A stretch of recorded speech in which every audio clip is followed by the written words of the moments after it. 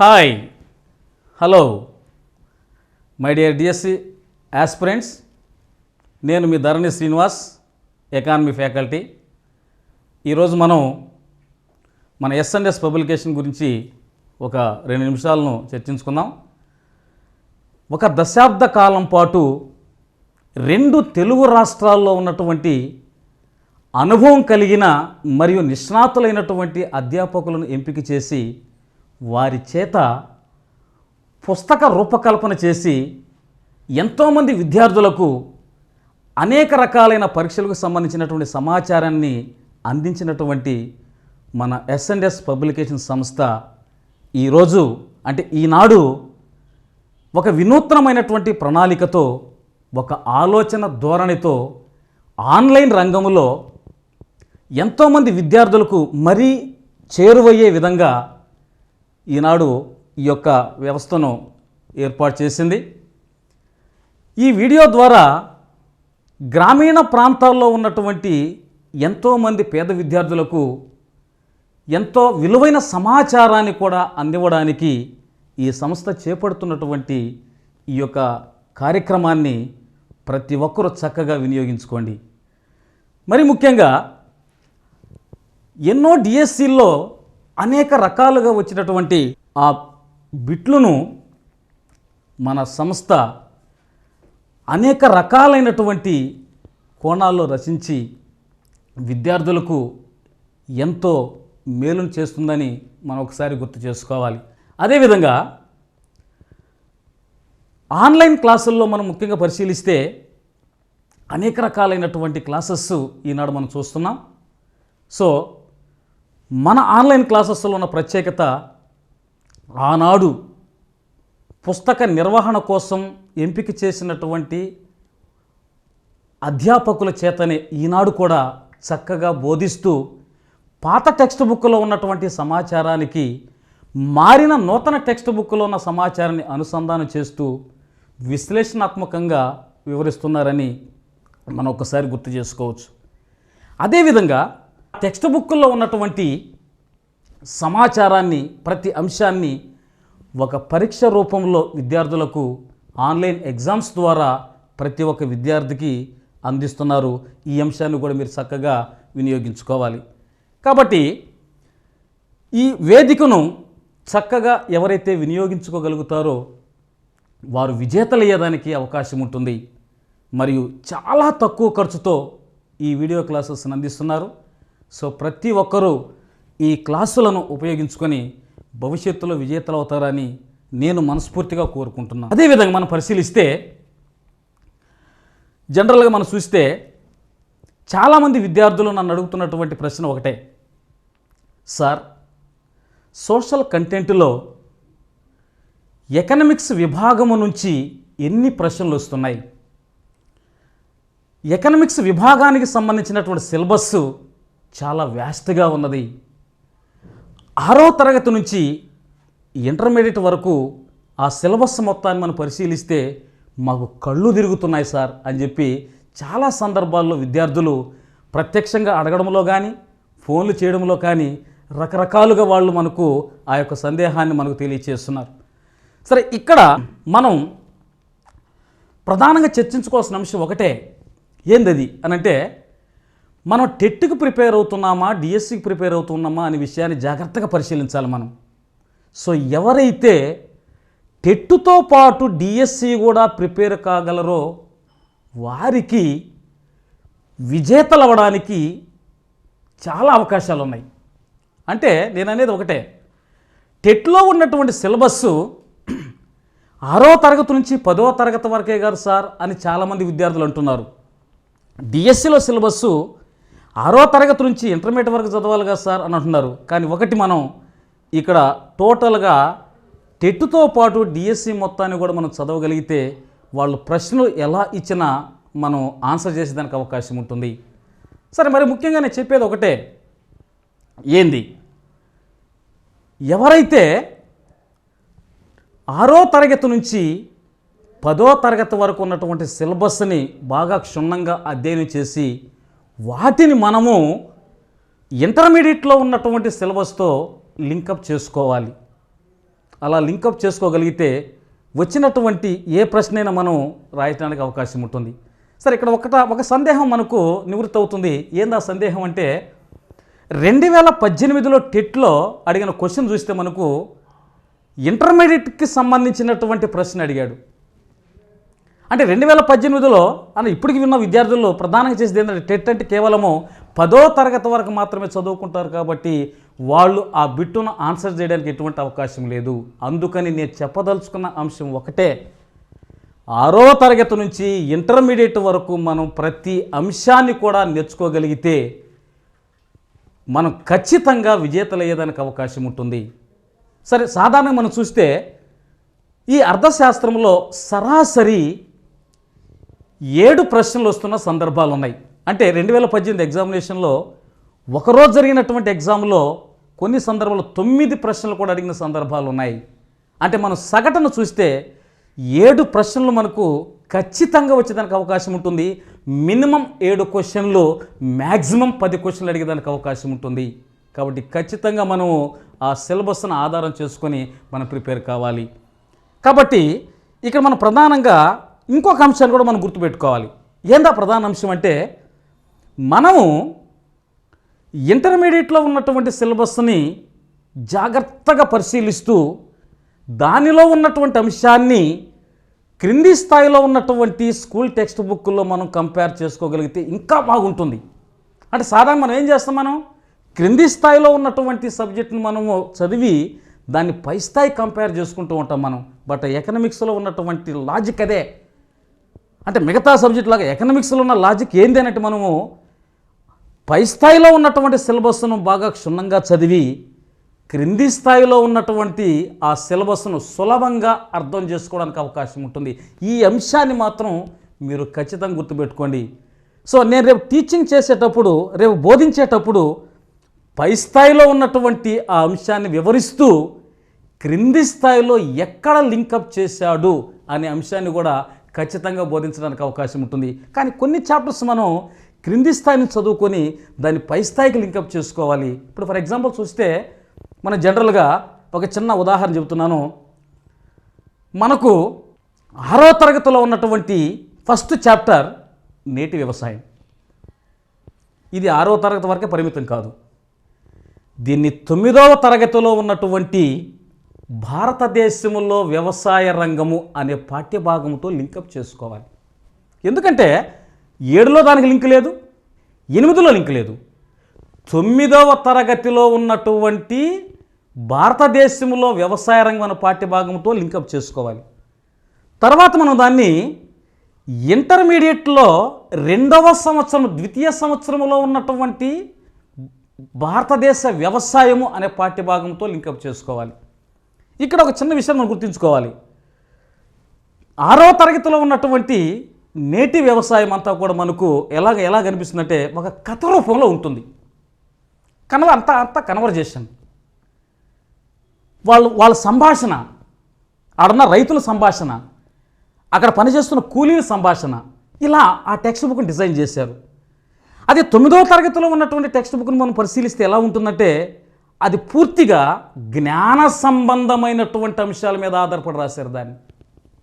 చూడండి, అదే ఇంటర్మీడియట్లో మనం చూస్తే ఇంటర్మీడియట్లో దానికి ప్రధాన ఉద్దేశము విద్యార్థికి విషయ పరిజ్ఞానం ఎంత ఉంది అనే విషయం మీద దాన్ని డిజైన్ చేశారు. ఇప్పుడు సాధారణ విద్యార్థి ఏం చేస్తాడు, 6వ తరగతిని చూస్తాడు, 9వ తరగతి చూస్తాడు, నెక్స్ట్ ఇంటర్మీడియట్కి వెళ్తాడు. ఇప్పుడు నేనేమంటున్నానంటే ఇంటర్మీడియట్లో ఉన్నటువంటి అంశాన్ని మనం క్షుణ్ణంగా నేర్చుకుంటే 6వ తరగతిలో ఉన్నటువంటి అంశాలు కూడా మనకు ఈజీగా వచ్చేదానికి అవకాశం ఉంటుంది. వాళ్ళ పేర్లు తప్ప, రైతుల పేర్లు తప్ప మిగతా అంశాలు కూడా మనకు క్షుణ్ణంగా నేర్చుకునే అవకాశం ఉంటుంది. అదే నేను చెప్తున్నా, మిగతా సబ్జెక్టులు కాకుండా, మిగతా విభాగాలు కాకుండా ఒక లాజిక్ విధానంలో మనం దీన్ని కానీ నేర్చుకోగలిగితే మనం ఎక్సలెంట్గా మార్కులు తెచ్చుకునేందుకు అవకాశం ఉంటుంది. కానీ నేను కూడా అంటుంటా, సార్ కింది స్థాయి నుంచి కదా మనం పై స్థాయికి వెళ్ళాలని, పై స్థాయి నుంచి ఒకేసారి మనం కిందికి ఎలా వస్తామని అంటే నేను అదే చెప్తున్నా.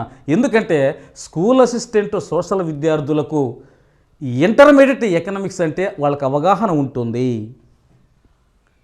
వాళ్ళు ఖచ్చితంగా ఆ సబ్జెక్ట్ని మామూలుగా చదవగలరు. ఎందుకంటే మనం అది చదవగలిగితేనే మనకు సబ్జెక్ట్ సులభం అవుతుంది. సో ముందు ఇంటర్మీడియట్లో ఉన్నటువంటి సిలబస్ని జాగ్రత్తగా నేర్చుకోగలిగితే మనకు స్కూల్ స్థాయిలో ఉన్నటువంటి సిలబస్ని మనం ఈజీగా నేర్చుకునేదానికి అవకాశం ఉంటుంది. మరీ చెప్తున్నాను మీకు నేను. సో ఈ లాజిక్తో మీరు నేర్చుకొని ఈ లాజిక్తో బాగా ప్రిపేర్ కాగలిగితే, ఒక పక్కా ప్రణాళిక ప్రకారం మనం ప్రిపేర్ కాగలిగితే మనకు వాళ్ళు ఇచ్చిన ప్రతి క్వశ్చన్ను కూడా మనం ఆన్సర్ చేసేందుకు అవకాశం ఉంటుంది. కానీ విద్యార్థులు అంటున్నారు, సార్ ఎకనామిక్స్ అంటే భయం సార్, అసలు ఆ ఇంటర్మీడియట్లో ఆ చార్టులు ఏంది సార్, ఆ డయాగ్రామ్స్ ఏంది, ఆ టేబుల్స్ ఏంది అని అన్నారు. అక్కడ డయాగ్రామ్ కానీ చార్టులు కానీ ఆడున్న టేబుల్స్ కానీ ఇవి మీరు బట్టి బై హార్ట్ పెట్టమని కాదు నేను చెప్పేది, కేవలం అవగాహన చేసుకోండి అని అర్థము. వాటి మీదనే బిట్లు అడుగుతాడు. టేబుల్లో ఉన్నటువంటి వాటిల్లో టేబుల్ ఇవ్వడు, అక్కడ బిట్టు. టేబుల్ని అర్థం చేసుకోండి, అవగాహన చేసుకోండి. డయాగ్రామ్ని అర్థం చేసుకోండి, అవగాహన చేసుకోండి. అందుకనే మనం వాటి బట్టి పట్టడానికో లేదా కుస్తీ పట్టడానికో మనం కానీ ప్రయత్నం చేస్తే ఆ తర్వాత మనకు ఒకేనా ఖచ్చితంగా దాంట్లో పరిజ్ఞానం కోల్పోయేదానికి అవకాశం ఉంటుంది. అందుకే చెప్తున్నాను, నేను చెప్తున్నాను, వాటి కేవలము ఓకేనా అవగాహన కోసమే.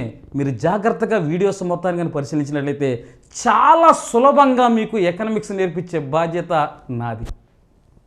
ఎంత సులభం అంటే, సార్ ఎంత ఈజీనా ఎకనామిక్స్ అంటే, సార్ మేము చాలా కష్టం అనుకున్నాం సార్ ఎకనామిక్స్ అంటే, చాలా సులభంగా ఉంది సార్ ఎకనామిక్స్ అని ఓకేనా మీరే మరలా నాకు చెప్పేదానికి అవకాశం ఉంటుంది. సో జాగ్రత్తగా మీరు ప్రతి వీడియోని ప్రతిరోజు అబ్జర్వ్ చేస్తూ వాటిని సబ్స్క్రైబ్ చేసుకుంటూ మీరు కానీ ముందుకెళ్ళగలిగితే ఖచ్చితంగా విజేతలు మీరే. ఈ విషయంలో బల్లగుద్ది చెప్తున్నా, తిరుగులేదు మీకు. కాబట్టి జాగ్రత్తగా మీరు ప్రతి వీడియోని పరిశీలించండి, ప్రతి అంశాన్ని చదవండి. వీడియోని చూసిన తర్వాత టెక్స్ట్ బుక్లో ఉన్న ప్రతి అంశాన్ని చదవండి. ముఖ్యమైనటువంటి అంశాలు ఏదైనా ఉంటే వాటిని అండర్లైన్ చేసుకోండి. ఆ అంశాన్ని మొత్తాన్ని కూడా మీరు అవసరమైతే నోట్ పుస్తకంలో నోట్ చేసుకోగలని చదవగలిగితే ఎకనామిక్స్ అంత సులభమైనది, డెడ్ ఈజీ అంటారు దాని ఇంగ్లీష్లో. ఎకనామిక్స్ అంత సులభమైనటువంటి సబ్జెక్టు మరొకటి లేదు అని నేను మీకు హామీ ఇస్తున్నాను. Okay, right. సిలబస్ వివరణ ఎలా ఉంటుంది అంటే డిఎస్సిలో మనకిచ్చినటువంటి సిలబస్ ఎలా ఉంటుందనే దాన్ని ఈ బోర్డు మీద ఉన్నటువంటి సిలబస్ మనం జాగ్రత్తగా పరిశీలిద్దాం వివరణ విషయంలో. సరే, మనం సిలబస్లో 6వ తరగతి నుంచి ఇంటర్మీడియట్ సెకండ్ ఇయర్ వరకు సిలబస్ ఉంటుంది. అంటే స్కూల్ స్టాండర్డ్లో మనం 6వ తరగతి నుంచి 10వ తరగతి వరకు ఖచ్చితంగా చదవాలి. ఆ తర్వాత first year intermediate second year intermediate మనం లింకప్ చేసుకొని చదవగలగాలి.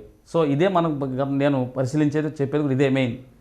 సో మనం 6వ తరగతి నుంచి ఇంటర్మీడియట్ వరకు ఉన్నటువంటి సిలబస్ మొత్తాన్ని జాగ్రత్తగా ముందు పరిశీలిస్తే, ఎందుకంటే ముందు సిలబస్పై అవగాహన లేకుండా ప్రిపరేషన్ స్టార్ట్ చేస్తే మనం చేసిన ప్రయత్నం అంతా వ్యర్థమయ్యేదానికి అవకాశం ఉంటుంది. అందుకే సిలబస్ మీద ముందు అవగాహన కలిగి ఉండాలి.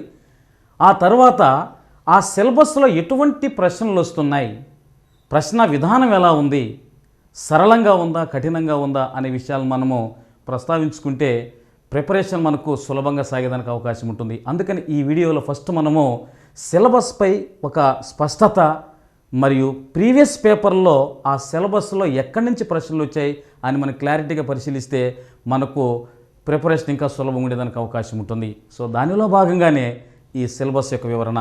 సరే, మనం జాగ్రత్త పరిశీలిస్తే ఇక్కడ స్కూల్ బుక్స్ కంటెంట్లో మనకేమున్నాయి, 6వ తరగతిలో 2 చాప్టర్స్ ఉన్నాయి. ఒకటి నేటి వ్యవసాయము, వ్యవసాయ ఉత్పత్తుల విక్రయం. అదేవిధంగా 7వ తరగతిలో 4 పాఠాలు ఉన్నాయి, 4 చాప్టర్స్ అంటాం. చేతి వృత్తులు, చేనేత వస్త్రాలు. 2 పారిశ్రామిక విప్లవం. 3 ఫ్యాక్టరీలో ఉత్పత్తి, కాగితపు పరిశ్రమ.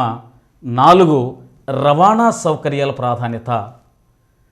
నెక్స్ట్ 8వ తరగతిలో మనం పరిశీలిస్తే 5 చాప్టర్స్ ఉన్నాయి. 5 వాటిలో ఫస్ట్ చాప్టర్ ద్రవ్యము, బ్యాంకింగ్. 2వ చాప్టర్ ప్రజారోగ్యము, ప్రభుత్వము. 3వ చాప్టర్ జీవనోపాధులు, సాంకేతిక విజ్ఞాన ప్రభావము. 4వది జమీందారీ వ్యవస్థ రద్దు. మరియు 5వ చాప్టర్ పేదరికంపై అవగాహన. సో టోటల్గా మనకు 5 చాప్టర్లు ఉన్నాయి. సరే, అదేవిధంగా 9వ తరగతిలో మనం చూస్తే మనకు 6 చాప్టర్లు ఉన్నాయి, 6 పాఠ్యభాగాలు ఉన్నాయి. 6 పాఠ్యభాగాల్లో మొదటిది భారతదేశంలో వ్యవసాయం, రెండవది భారతదేశంలో పరిశ్రమలు, మూడవది భారతదేశంలో సేవారంగం, 4 ద్రవ్య వ్యవస్థ రుణం, 5 ధరలు జీవన వ్యయము, 6 ప్రభుత్వ బడ్జెట్ పన్నులు అని 9వ తరగతిలో మనకు సిలబస్ ఉంది. అదేవిధంగా 10వ తరగతిలో మనకున్నటువంటి పాఠ్యభాగాలు ఏమేమో నేను చూస్తే 1 అభివృద్ధి భావనలు, 2 ఉత్పత్తి ఉపాధి, 3 ప్రజలు, 4 ప్రజలు నివాస ప్రాంతాలు, 5 ప్రపంచీకరణ, 6 ప్రపంచీకరణ, 7 ఆహార భద్రత, 8 సమానత సుస్థిర అభివృద్ధి, 9 రాంపూర్ గ్రామ ఆర్థిక వ్యవస్థ. సో ఇక్కడ మనం పరిశీలిస్తే 1 అభివృద్ధి భావనలు, 2 ఉత్పత్తి ఉపాధి, 3 ప్రజలు, 4 ప్రజలు నివాస ప్రాంతాలు, 5 ప్రపంచీకరణ, 6 ఆహార భద్రత, 7 సమానత సుస్థిర అభివృద్ధి, 8 రాంపూర్ గ్రామ ఆర్థిక వ్యవస్థ. ఇక్కడ నంబరింగ్లో మనకు 5 పడవలసింది 6 పడి ఉంది, కొంచెం జాగ్రత్తగా మనం పరిశీలించుకుంటే బాగుంటుంది. ఈ విధంగా మనకు 10వ తరగతిలో ఉన్నటువంటి సిలబస్ మనకు క్లియర్గా అర్థమవుతుంది. సో ఈ స్కూల్ కంటెంట్లో ఉన్నటువంటి అంశాలు మనం జాగ్రత్తగా ప్రతి అంశాన్ని మనం నేర్చుకోగలిగితే వీటిని ఇంటర్మీడియట్లో ఉన్నటువంటి సిలబస్లో మనము కంపేర్ చేసుకుంటాం. నేను తర్వాత ఒక్కొక్క చాప్టర్లో కంటెంట్ ఏ విధంగా ఉందనే విషయాన్ని జాగ్రత్తగా ఎక్స్ప్లెయిన్ చేస్తాను. ముందు సిలబస్ అనే అంశాలు జాగ్రత్తగా పరిశీలించండి. సరే, అదేవిధంగా మనం చూస్తే ఇంటర్మీడియట్లో మనకు ఉన్నటువంటి అంశాలు ఇక్కడ మొదటి సంవత్సరం ఇంటర్మీడియట్లో మనం చూస్తే మనకు 10 చాప్టర్స్ ఉన్నాయి. 2వ సంవత్సరం ఇంటర్మీడియట్ పరిశీలించినా కానీ మనకు 10 చాప్టర్స్ ఉన్నాయి. టోటల్గా ఇంటర్మీడియట్లో మనము 20 పాఠ్యభాగాలు నేర్చుకోవాలి. చూడండి ఎంత క్లియర్గా ఉంది ఇక్కడ. సరే, మన ఫస్ట్ ఇయర్లో ఉన్న అంశాలు మనం చూస్తే అర్థశాస్త్ర పరిచయము వెరీ వెరీ ఇంపార్టెంట్. అర్థశాస్త్ర పరిచయం నేర్చుకోకుండా మనం ఎక్కడికి కూడా వెళ్ళడానికి అవకాశం లేదు. ముందు ప్రాథమికంగా అర్థశాస్త్ర పరిచయాన్ని మనం జాగ్రత్తగా నేర్చుకోవాలి. నెక్స్ట్ 2 వినియోగదారుని ప్రవర్తన సిద్ధాంతాలు. వినియోగదారుని ప్రవర్తన సిద్ధాంతాలు 2వ పాఠ్యభాగం. కంటెంట్ ఏముందో మళ్ళీ తర్వాత నేర్చుకుందాం, ముందు జాగ్రత్తగా పాఠాలు చూడండి.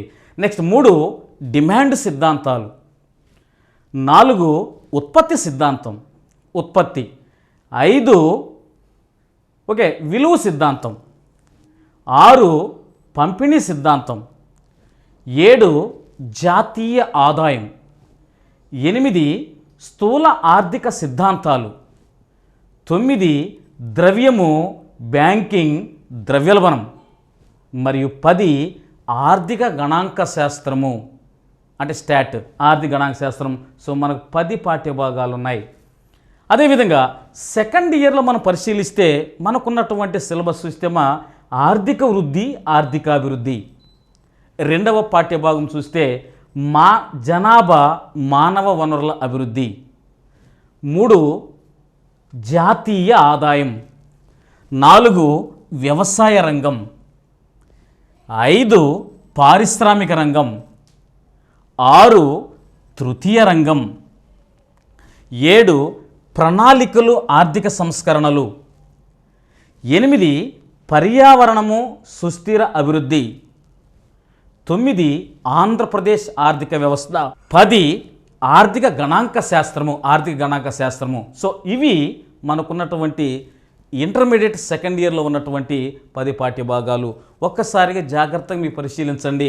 మనకున్నటువంటి స్కూల్ కంటెంట్లో స్కూల్ సిలబస్లో ఉన్నటువంటి అంశాలు, ఇంటర్మీడియట్లో ఉన్న అంశాలు మనం చూస్తే మనం వేటిని మనము కంపేర్ చేసుకొని లింకప్ చేసుకొని చదువుకోవాలి అనే అంశాన్ని జాగ్రత్త మనం చూడాలి. ఇప్పుడు మనం అంటే ఇక్కడ మనకు ఏ పాఠ్యభాగాల నుంచి బాగా వెయిటేజ్ వస్తుంది, ఏ ఏరియాల నుంచి వాళ్ళు ఎక్కువగా అడగడానికి అవకాశం ఉంటుంది, ఏ పాఠ్యభాగాన్ని వాళ్ళు లింకప్ చేస్తున్నాం, మనం లింకప్ చదువుకోవాలి. అదేవిధంగా ఏ పాఠ్యభాగం కొంచెం మనకు కఠినంగా అనిపిస్తుంది అనే అంశాలు మనం జాగ్రత్తగా వివరిస్తాను. మీరు జాగ్రత్తగా ఈ వీడియోను పరిశీలించాలి మీరు. సరే, ఇక్కడ మనం చూస్తే ముందు స్కూల్ బుక్స్ యొక్క కంటెంట్ విషయంలో మనం పరిశీలిద్దాం.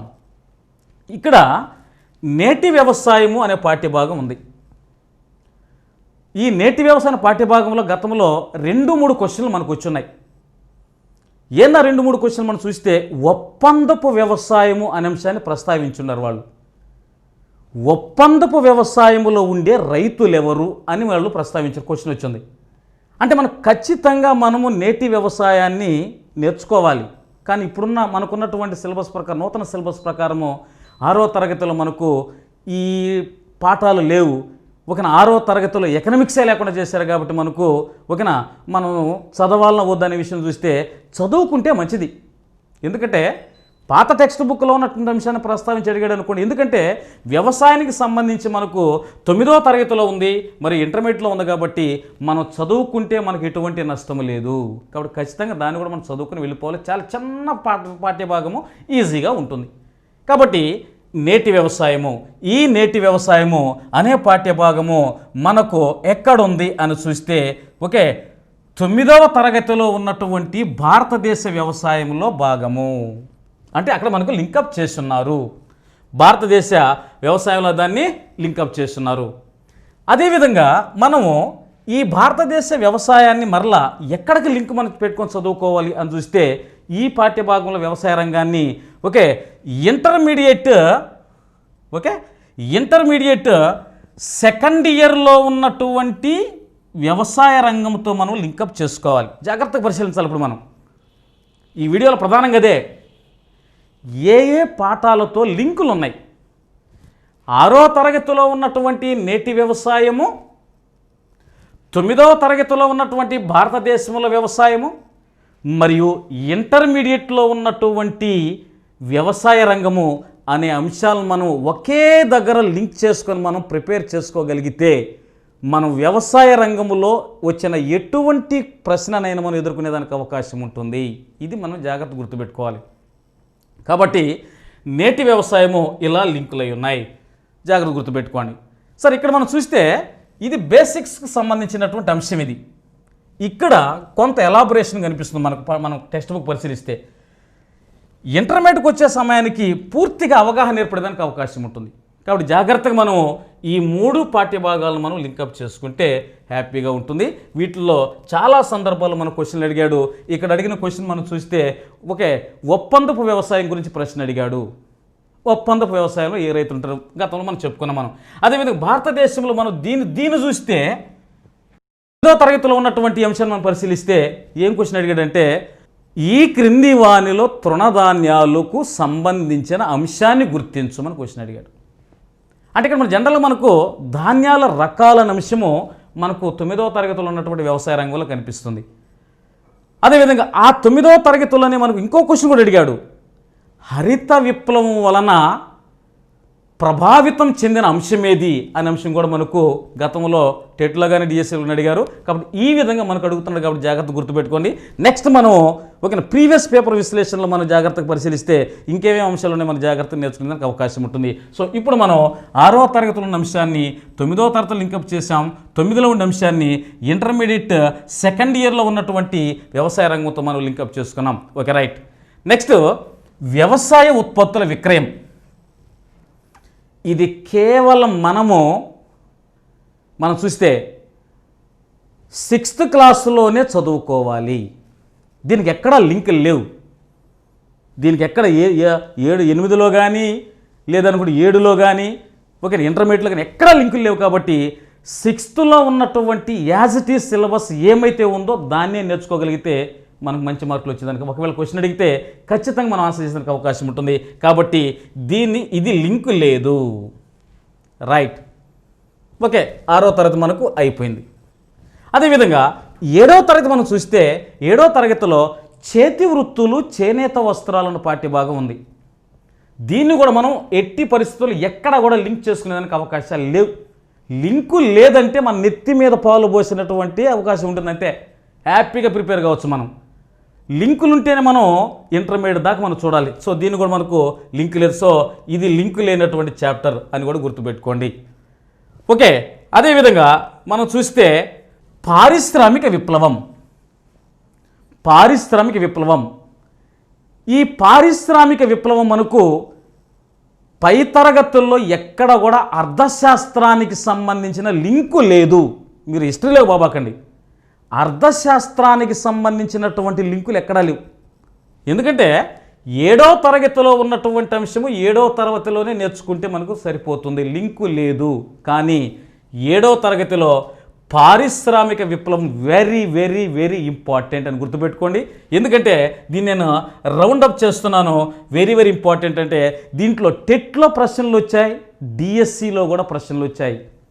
ఒక్కసారి మనం గుర్తు చేసుకుంటే టెట్లో వాళ్ళు అడిగినటువంటి ప్రశ్న మనం చూస్తే ఒకన ఆవిరి యంత్రాన్ని కనుగొన్నదెవరని క్వశ్చన్ అడిగాడు జేమ్స్ వాట్. ఇక్కడ మనకు కనిపిస్తాడు. అదేవిధంగా డిఎస్సిలో ప్రశ్న మనం చూస్తే ఏమడిగాడంటే ఆవిరి యంత్రం కనుగొనడంలో జేమ్స్ వాట్కి సహాయం చేసిన వ్యక్తి ఎవరు అని క్వశ్చన్ అడిగాడు. అంటే మనకు టెట్లోను డిఎస్సిలోను ప్రశ్నలు వచ్చాయి కాబట్టి ఈ పాఠ్యభాగాన్ని మనము జాగ్రత్తగా నేర్చుకోవాలి. కాబట్టి ఎట్టి పరిస్థితులని విస్మరించేదానికి అవకాశం లేదు, లింకు లేదు. కానీ వెరీ వెరీ ఇంపార్టెంట్ చాప్టర్ అని చెప్పేసి నేను చెప్తున్నాను. కాబట్టి జాగ్రత్తగా ఆ పాఠ్యభాగాన్ని మనం బాగా నేర్చుకుంటే ప్రిపరేషన్లో మనం మార్కులు తీసుకునే అవకాశం ఉంటుంది. అండ్ తర్వాత ఫ్యాక్టరీలో ఉత్పత్తి కాగితపు పరిశ్రమ 3వ చాప్టర్. దీనికి కూడా ఎక్కడా లింకులు లేవు.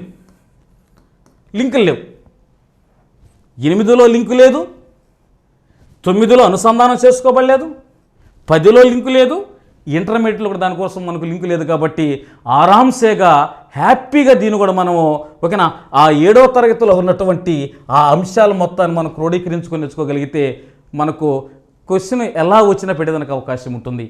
సరే, దీంట్లో కూడా మనకు డిఎస్సిలో ప్రశ్నలు అడిగాడు. కాగితపు ఉత్పత్తి దశలు చూడండి, అంటే చాలా డెడ్ ఈజీ క్వశ్చన్ అది. కాగితపు ఉత్పత్తి దశలు ఏంది అని అడిగాడు మామూలుగా. అంటే మనం ఖచ్చితంగా ఇది కూడా మనకు ఇంపార్టెంట్ అని గుర్తుపెట్టుకొని మనం నేర్చుకోవాలి. ఫ్యాక్టరీల ఉత్పత్తి, కాగిత పరిశ్రమ అంటే ఇప్పుడు మనం ఇంపార్టెంట్ అంశాల్లో 7వ తరగతిలో 2 మనం చెప్పుకున్నాం, పారిశ్రామిక విప్లవము, ఫ్యాక్టరీలో ఉత్పత్తి, కాగిత పరిశ్రమ. సరే, అదేవిధంగా మనం చూస్తే 7th రవాణా సౌకర్యాల ప్రాధాన్యత. ఈ రవాణా సౌకర్యాల ప్రాధాన్యత అనే అంశాన్ని మనము అర్థశాస్త్రములో భాగంగా ఎక్కడా కూడా మనకు దానికి లింకు లేవు. ఓన్లీ దీన్ని కూడా మనము 7thలోనే నేర్చుకుంటాం, కానీ చదువుతాం. ఇక్కడ ఇంపార్టెంట్ అనే అంశాలు మనం జాగ్రత్తగా 2-3 సార్లు దాన్ని రివిజన్ చేస్తాం. కొంచెం ఇంపార్టెంట్ ఉన్న వాటిని మనము ఒక సాధారణంగా చదువుకుంటూ వెళ్తాం. మనం అంటే చదవద్దని కాదు, చదవాలి. ఇంపార్టెంట్ అంటే మనకు కొంతవరకు మనకు ఇంపార్టెంట్ అంటే ఇంకొంచెం ఇంట్రెస్ట్ పెరిగేదానికి అవకాశం ఉంటుంది. కాబట్టి నేను ఒకటే చెప్తున్నా, ఇంపార్టెంట్ అన్ఇంపార్టెంట్ తర్వాత సంగతి. ఎందుకంటే మనకు ఎగ్జామినేషన్లో ప్రశ్న ఎలా వస్తుందో ఎవరికీ తెలియదు.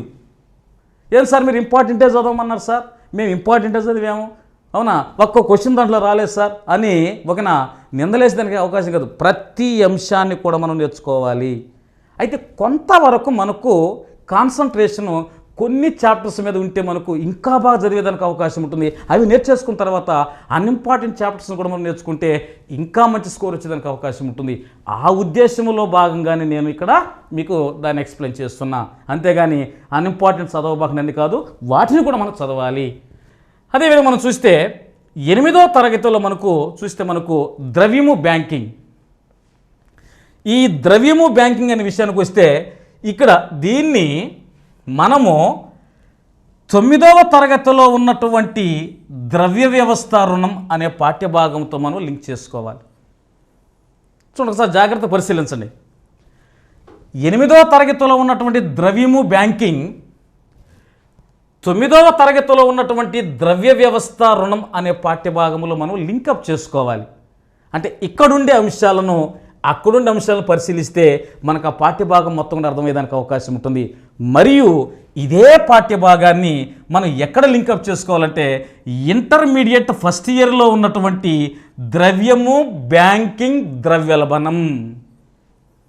ద్రవ్యము బ్యాంకింగ్ ద్రవ్యలభనము అంటే మీరు జాగ్రత్తగా చూస్తే ఈ లింకప్ ఎలా ఉందంటే ప్రాథమిక స్థాయిలో ప్రారంభమైనటువంటి లింకప్ ఇంటర్మీడియట్ వరకు ఉన్నది. మన గత ప్రీవియస్ పేపర్ను పరిశీలిస్తే వాడు ఖచ్చితంగా లింకులకు ఉన్నటువంటి ఆ చాప్టర్స్ మీద మాత్రం ఎక్కువగా ప్రశ్నలు అడుగుతున్నాడు. కాబట్టి మనకు టోటల్గా ఆ కంటెంట్ మొత్తం నేర్చుకునే అవకాశం ఉంటుంది. కాబట్టి ద్రవ్యము బ్యాంకింగ్ అనే అంశాన్ని 9వ తరగతిలో ఉన్నటువంటి ద్రవ్య వ్యవస్థ రుణం అనే పాఠ్యభాగంతో లింకప్ చేసుకొని దీని మరలా ఇంటర్మీడియట్లో ఉన్నటువంటి ద్రవ్యము బ్యాంకింగ్ ద్రవ్యోల్బణం అనే అంశాల మీద మనం బాగా కాన్సన్ట్రేట్ చేస్తే మనకి ఎక్కువ మార్కులు ఇచ్చడానికి అవకాశం ఉంటుంది. మరియు అతి ముఖ్యమైనటువంటి చాప్టర్ కూడా ఇది. దీంట్లో క్వశ్చన్ ఖచ్చితంగా వచ్చేదానికి అవకాశం ఉంటుంది. ఆ ఏరియా ఇంపార్టెంట్. అది చూడండి, కన్ఫామ్గా దాంట్లో క్వశ్చన్ ప్రతి ఎగ్జామ్లో కూడా వాడు అడిగేదానికి అవకాశం ఉంటుంది. అడుగుతున్నాడు కూడా ద్రవ్యం బ్యాంకింగ్లో. సో గతంలో మనం చూస్తే ఒక చిన్న ఉదాహరణ మనం తీసుకుంటే ఓకేనా, మనకు స్వర్ణకారులు ఉన్నారు. మనకి 8th క్లాస్లో ద్రవ్యం బ్యాంకింగ్లో మనకు స్వర్ణకారులు ఉన్నారు. అవునా? ఎవరి స్వర్ణకారులు అనంటే ఆనాడు ఉత్పత్తి చేసినటువంటి నాణ్యాలను భద్రపరిచే వాళ్ళే స్వర్ణకారులు. చూడండి, అంటే లోహ రూపంలో ఉన్నటువంటి ద్రవ్యాన్ని భద్రపరిచి వాళ్ళు ఏం చేస్తారంటే దాని హామీ కోసము చిన్న చిన్న రసీదులు ఇచ్చేవాళ్ళు. ఆ రసీదుని మనము హుండీ అని అంటాం. మన హుండీ, ఆ హుండీనే కాగితపు ద్రవ్యముగా మారింది. ఇదంతా కూడా మనకు హిస్టారికల్ ఈవెంట్స్. దీన్ని మనం చాప్టర్లోకి ఎంటర్ అయిన తర్వాత మనం జాగ్రత్తగా నేర్చుకుంటాం. సరే, వాళ్ళు అడిగిన క్వశ్చన్ ఏంటంటే పశ్చిమ బెంగాల్లో ఉన్నటువంటి స్వర్ణకారులు ఎవరు అంటే, మనకున్నటువంటి స్వర్ణకారులు 4 రకాలుగా ఉన్నారు. మనకు పశ్చిమ బెంగాల్లో కొందరు, పాట్నాలో కొందరు, సూరత్లో కొందరు, మద్రాసులో కొందరు, ఇలా ఉన్నారు. పశ్చిమ బెంగాల్లో ఉన్నటువంటి స్వర్ణకారులు ఎవరు అంటే జగత్ సేట్లు. అడిగిన క్వశ్చన్ అది ద్రవ్యం మీద. ఓకే, అదేవిధంగా బ్యాంకింగ్ విషయానికి వస్తే బ్యాంకింగ్లో వాడు అడిగిన క్వశ్చన్ ఏంటంటే జనరల్ మనం చూస్తే ఈ క్రింది ఖాతాలో వడ్డీ లేని ఖాతా.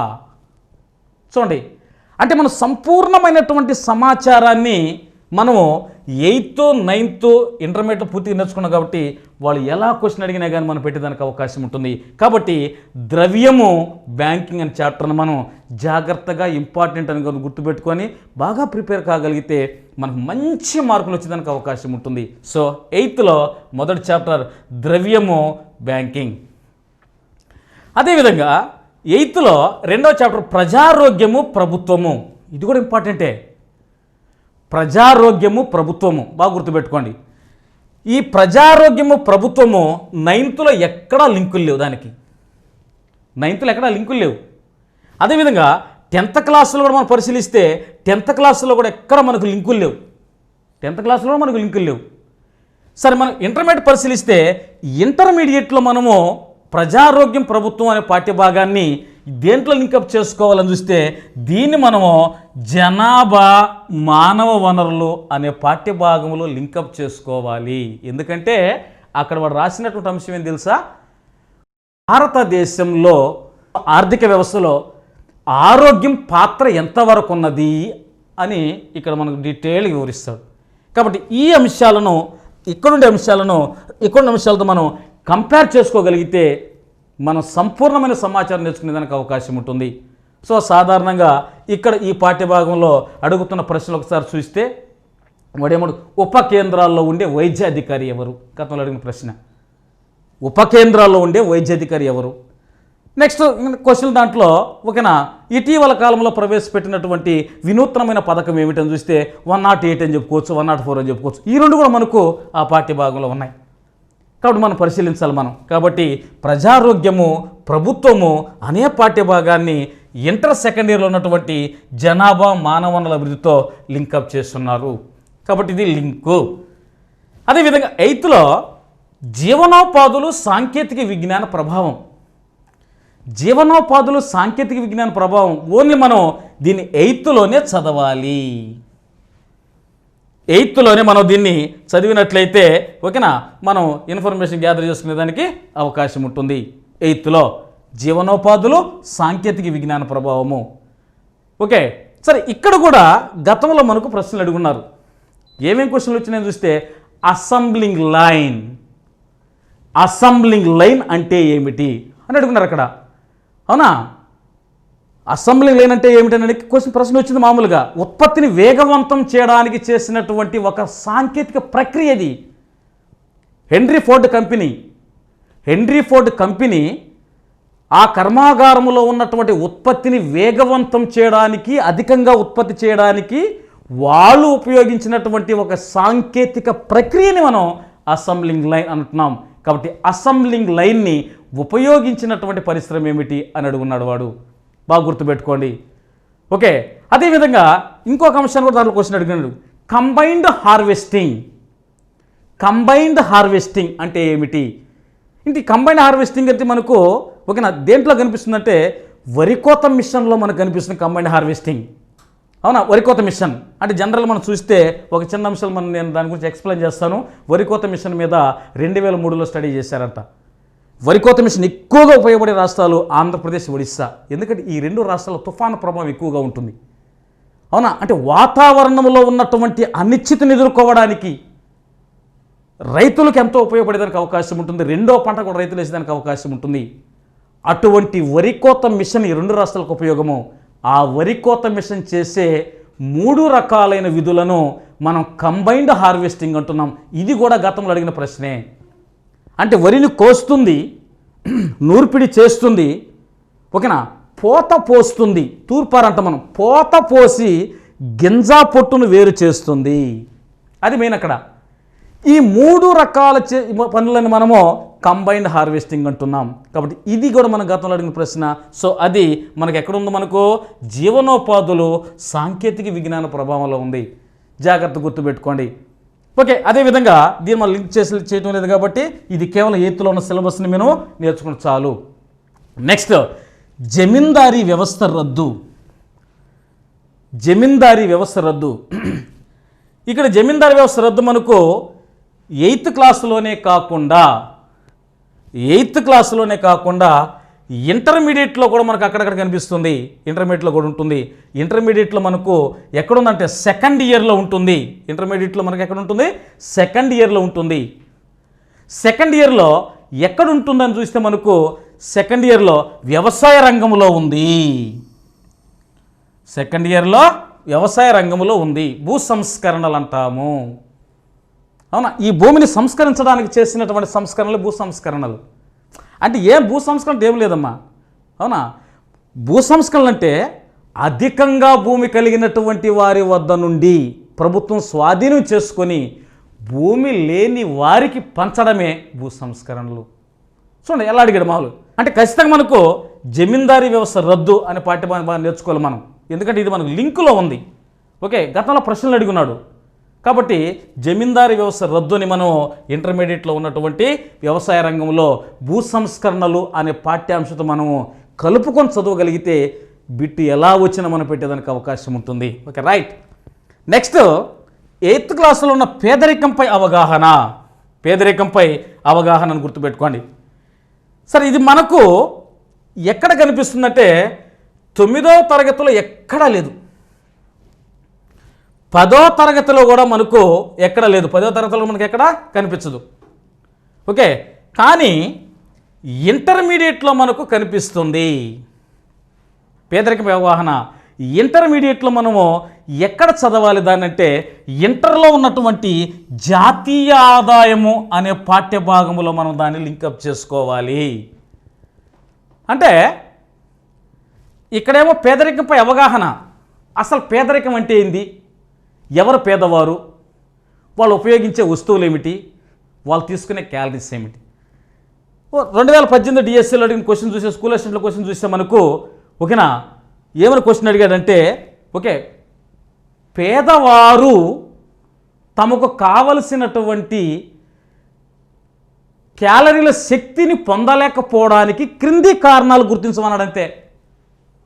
మరొకసారి చూడండి, పేదవారికి కావలసినటువంటి క్యాలరీల శక్తిని పొందలేకపోవడానికి ఈ క్రింది కారణాలు గుర్తించమని అడిగాడు.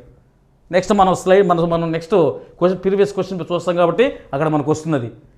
అంటే పేదవారు అంటే ఎవరు? కొనుగోలు శక్తి తక్కువగా ఉండేవాళ్ళు పేదవాళ్ళు అంటామని సింపుల్గా ఎక్కడ అవగాహన. అలా కొనుగోలు శక్తి తక్కువగా ఉన్న వాళ్ళ పేదవాళ్ళు.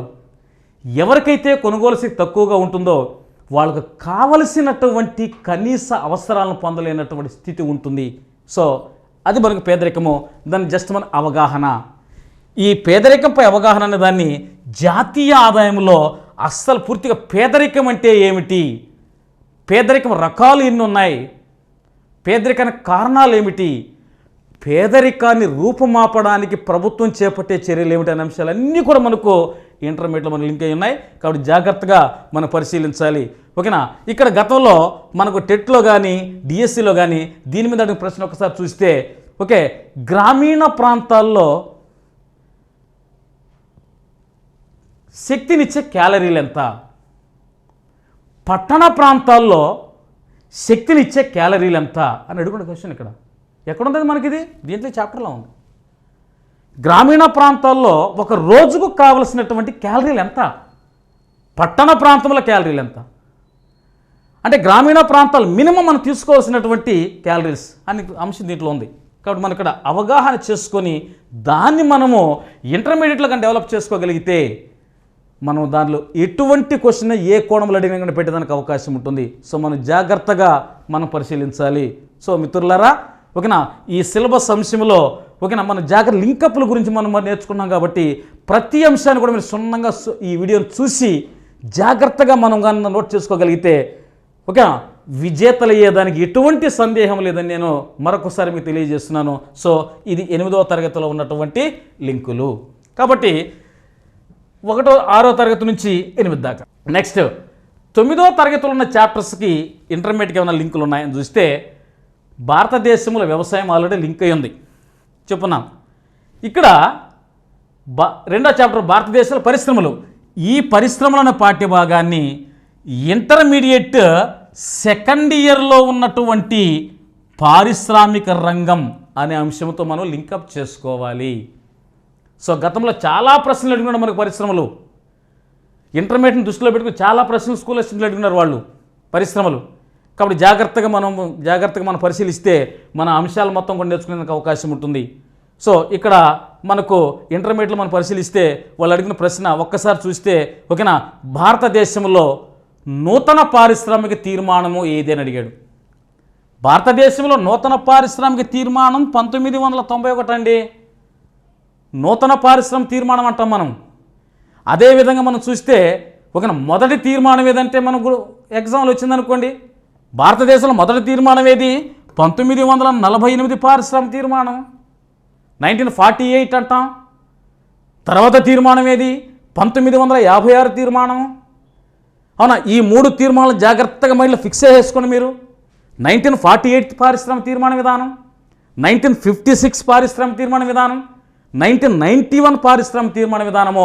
ఈ 3 పారిశ్రామిక తీర్మాన విధానంలో ఖచ్చితంగా క్వశ్చన్ వచ్చేదానికి అవకాశం ఉంటుంది. ఎందుకంటే ఈ నూతన పారిశ్రామిక తీర్మాన విధానంలోనే సరళీకరణ, ప్రైవేటీకరణ, ప్రపంచీకరణ అంశాలు ఉన్నాయి. ఆ ప్రపంచీకరణ మనకు 10th పాఠ్య భాగంలో ఉంది. కాబట్టి ఈ 3 తీర్మాన విధానాలు ఓకే, ఇక్కడ ఈ 3 తీర్మాన విధానాలు మనకు దేంట్లో కనిపిస్తే మనకు పారిశ్రామిక రంగంలో. కాబట్టి మనము 9వ తరగతిలో ఉన్నటువంటి పరిశ్రమ పాఠ్య భాగాన్ని ఇంటర్మీడియట్లో మనము లింకప్ చేసుకోవాలి. సరే, అదేవిధంగా చూస్తే భారతదేశంలో సేవారంగం 9thలో, దీన్ని ఇంటర్మీడియట్లో ఉన్నటువంటి తృతీయ రంగంలో మనం చదవాలి. అంటే ఏం చదవాలి?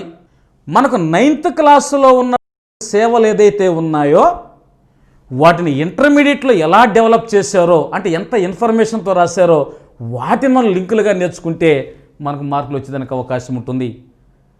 అంటే 9th క్లాసులో ఉన్నటువంటి సేవా రంగములు ఏమేమి ఉన్నాయి, సేవలు ఏమేమి ఉన్నాయి, అవునా, దాన్ని మనం చూస్తే మనకు సేవలు చూస్తే మనకు 3వ భాగం అది. అందుకే తృతీయ రంగం అన్నాడు అక్కడ. తృతీయ రంగం అంటే రంగాలు 3 వరుసగా 3 చూస్తే మనకు ప్రాథమిక రంగం, ద్వితీయ రంగం, తృతీయ రంగం. ప్రాథమిక రంగం అంటే వ్యవసాయము, ద్వితీయ రంగం అంటే పరిశ్రమలు, తృతీయ రంగం అంటే సేవలు. కాబట్టి అందుకని ఇక్కడ ఇంటర్మీడియట్లో తృతీయ రంగం అన్నాడు. జాగ్రత్తగా మనం పరిశీలించాలి. కాబట్టి 9thలో ఉన్నటువంటి సేవా రంగాన్ని ఇంటర్మీడియట్లో మనము లింకప్ చేసుకోవాలి. నెక్స్ట్ అదేవిధంగా ద్రవ్య వ్యవస్థ రుణం అన్నాడు. ద్రవ్య వ్యవస్థ రుణము. ఈ ద్రవ్య వ్యవస్థ రుణం అనే దాన్ని ఆల్రెడీ మనకు ఓకేనా ఇంటర్ ఫస్ట్ ఇయర్లో ఉన్నటువంటి అంశంతో లింక్ అయ్యి ఉంది. ద్రవ్యము, బ్యాంకింగ్, ద్రవ్యోల్బణం ఓకేనా 8th కూడా మనకు ఉంది కాబట్టి ఆల్రెడీ ఇది లింక్లో ఉందని గుర్తుపెట్టుకోండి. సరే నెక్స్ట్ అదేవిధంగా ధరలు జీవన వ్యయం. ధరలు జీవన వ్యయం ఓకే.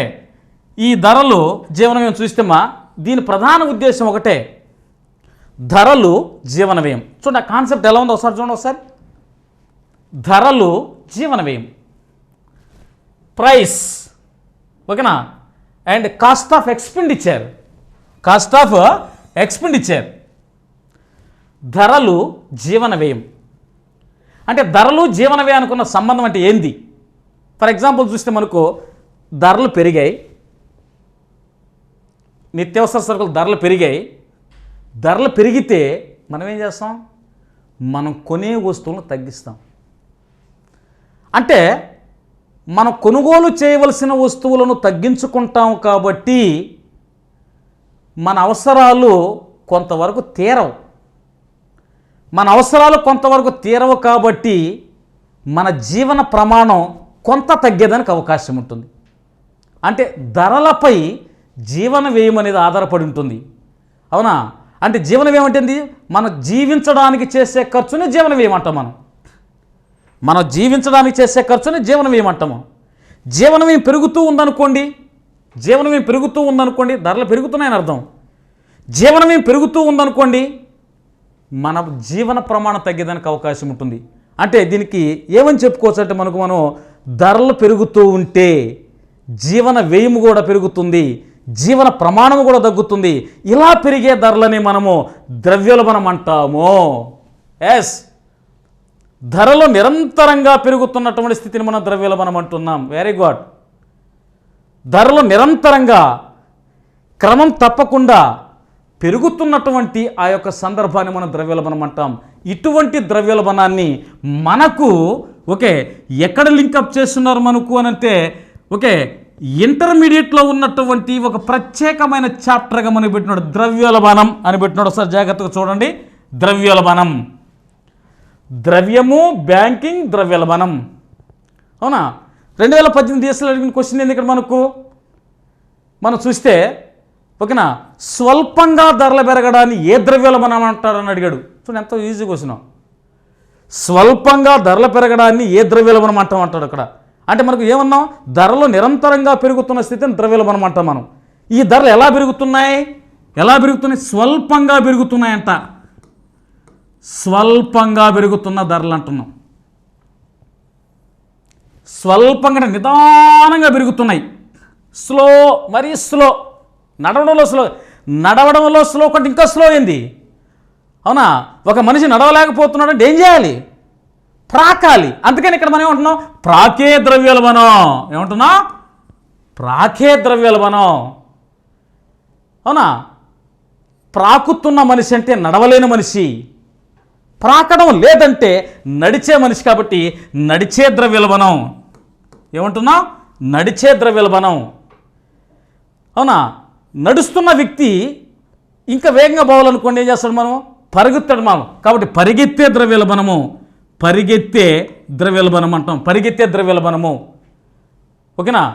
అదేవిధంగా పరిగెత్తడంలో ఇంకా స్పీడ్గా పరిగెత్తున్నాం అనుకోండి మనం ఏమంటుందని మనం ఓకేనా ఇంకా స్పీడ్గా పరిగెత్తున్నాం అనుకోండి దాన్ని ఏమంటామంటే ఉధృతంగా అంటాం మనం.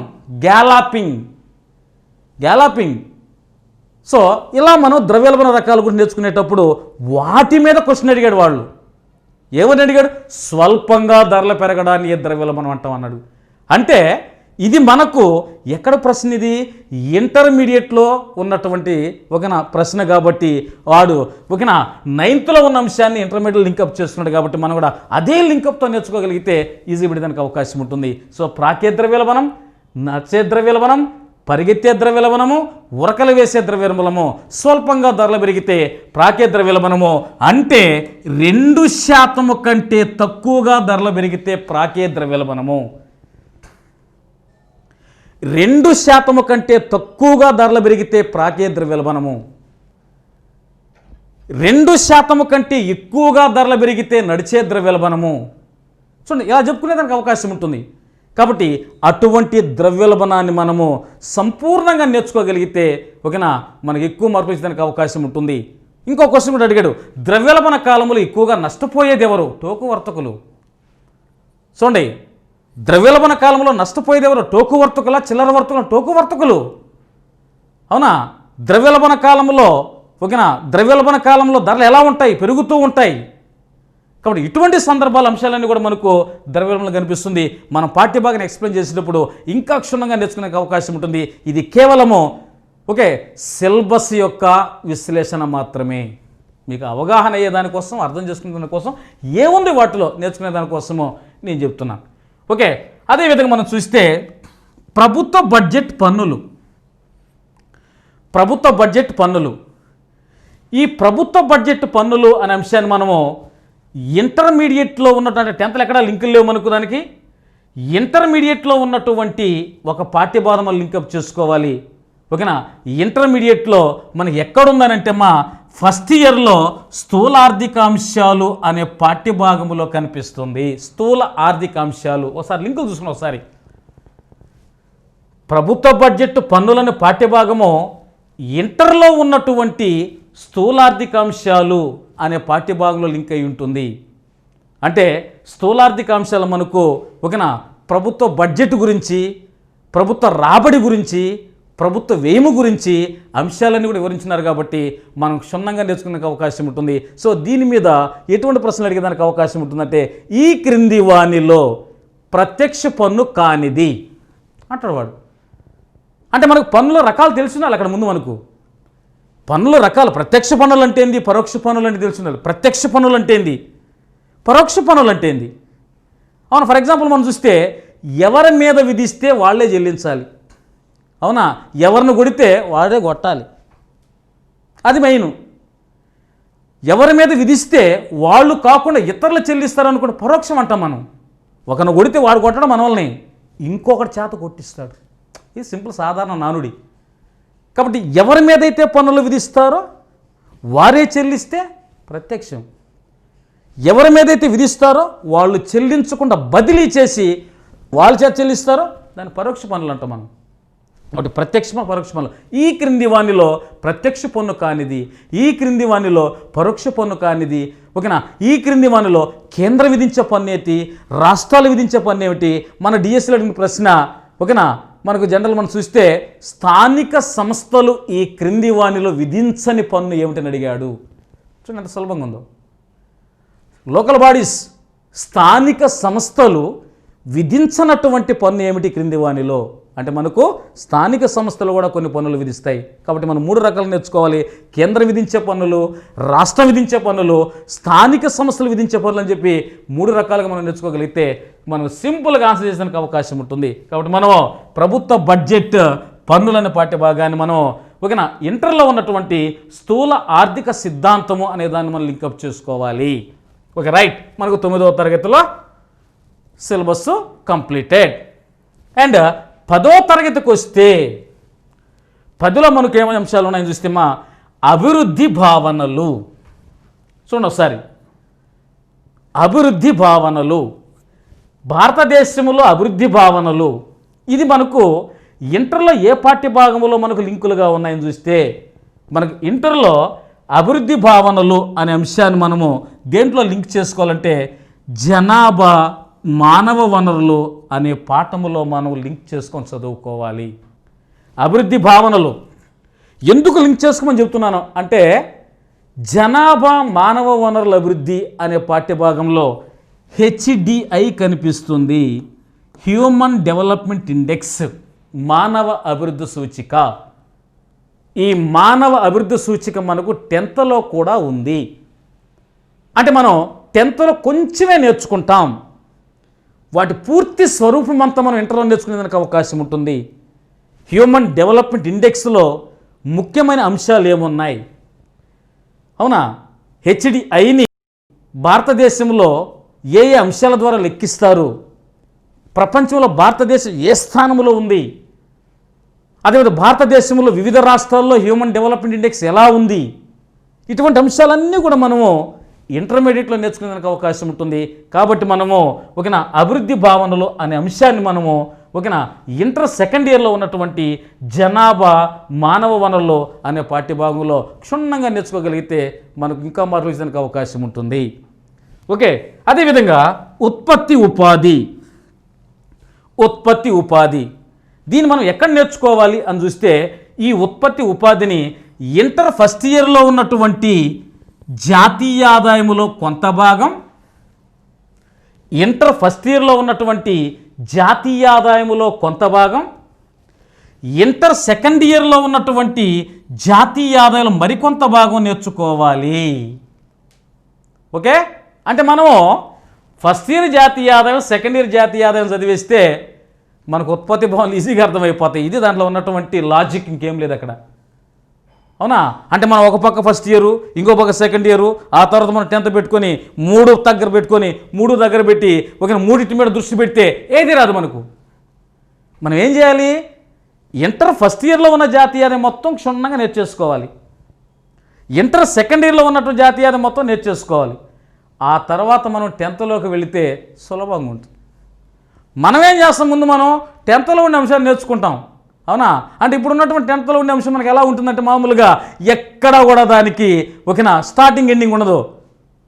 ఆడ విద్యార్థికి అవగాహన కోసము సంభాషణ రూపంలో రాసిన పాఠ్యభాగాలు అవన్నీ. అవునా? లేదు, ముందు 10thలో నేర్చుకున్నాం, దాన్ని మనం ఇంటర్ ఫస్ట్ ఇయర్లో సెకండ్ ఇయర్లో మనం నేర్చుకోగలిగితే ఎట్లాగైనా ఒకటే. కాబట్టి ఈ 3 పాఠ్యభాగాల్లో ఉన్న అంశాలు మనం క్షుణ్ణంగా నేర్చుకుంటే ఆ లింక్ మనకు సులభంగా తెలిసేదానికి అవకాశం ఉంటుంది. కాబట్టి ఇక్కడ ఉత్పత్తి ఉపాధి పోకిన ఫస్ట్ ఇయర్లో జాతీయ ఆదాయము, సెకండ్ ఇయర్లో జాతీయ ఆదాయము బాగా జాగ్రత్తగా నేర్చుకోండి. సరే, వీటి మీద మనకేం క్వశ్చన్లు అడుగున్నాడు అనంటే ఓకేనా 2018 డిఎస్సిలో ఓకే ఒక దేశంలోని మొత్తం ప్రజల ఆదాయము ఈ క్రింది వాణిలో ఏదని అడిగాడు.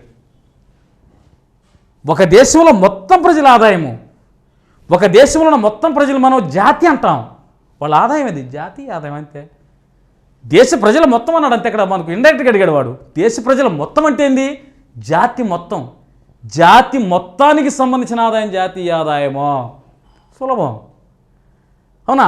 కాబట్టి జాతీయ ఆదాయం మనము క్షుణ్ణంగా పాఠ్యభాగంని విశ్లేషించుకునేటప్పుడు దాన్ని ఇంకా క్షుణ్ణంగా నేర్చుకునే ప్రయత్నం చేద్దాం. కాబట్టి ఇక్కడ మనకు వివరణలో ఈ విధంగా ఉంది. కాబట్టి ఉత్పత్తి ఉపాధి ఓకేనా ఫస్ట్ ఇయర్లో జాతీయ ఆదాయము, సెకండ్ ఇయర్లో జాతీయ ఆదాయం కూడా నేర్చుకోండి. సో అదేవిధంగా ప్రజలు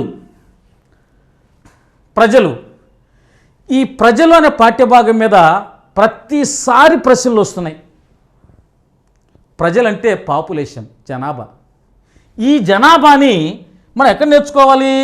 ఇంటర్ సెకండ్ ఇయర్లో ఉన్నటువంటి జనాభాలో నేర్చుకోవాలి. ఇంటర్ సెకండ్ ఇయర్లో ఉన్నటువంటి జనాభాలో నేర్చుకోవాలి. బాగా గుర్తుపెట్టుకోండి.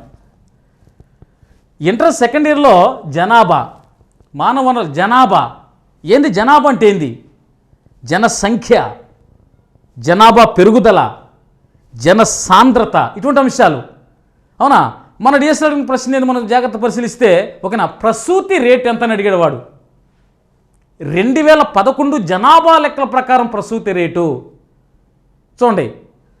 ఓకే, 2011 నుంచి 2021 వరకు జనాభా లెక్కలు ఉంటాయి. 2021లో కొత్తగా సేకరిస్తారు. కానీ కరోనా కోవిడ్ దెబ్బ ఇది కొంచెం పోస్ట్ పోన్ అయ్యి 2022 పోతుంది ఇది.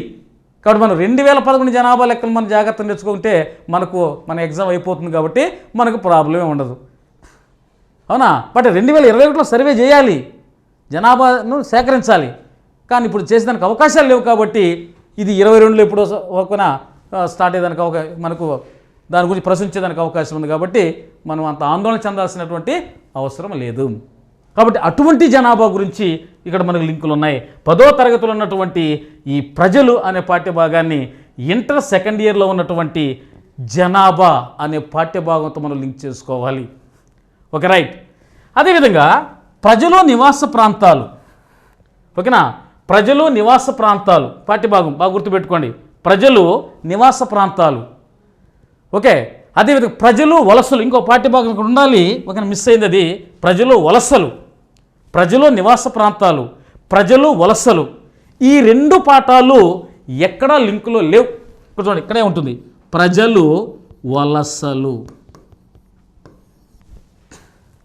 ప్రజలు వలసలు, ప్రజలు నివాస ప్రాంతాలు, ప్రజలు వలసలు, ఎక్కడా లింకులు లేవు. కాబట్టి ఓకేనా, మనం 10th ఉన్నటువంటి సిలబస్లో ఉన్న ఆ కంటెంట్ మొత్తాన్ని నేర్చుకుంటే మనకు సరిపోతుంది.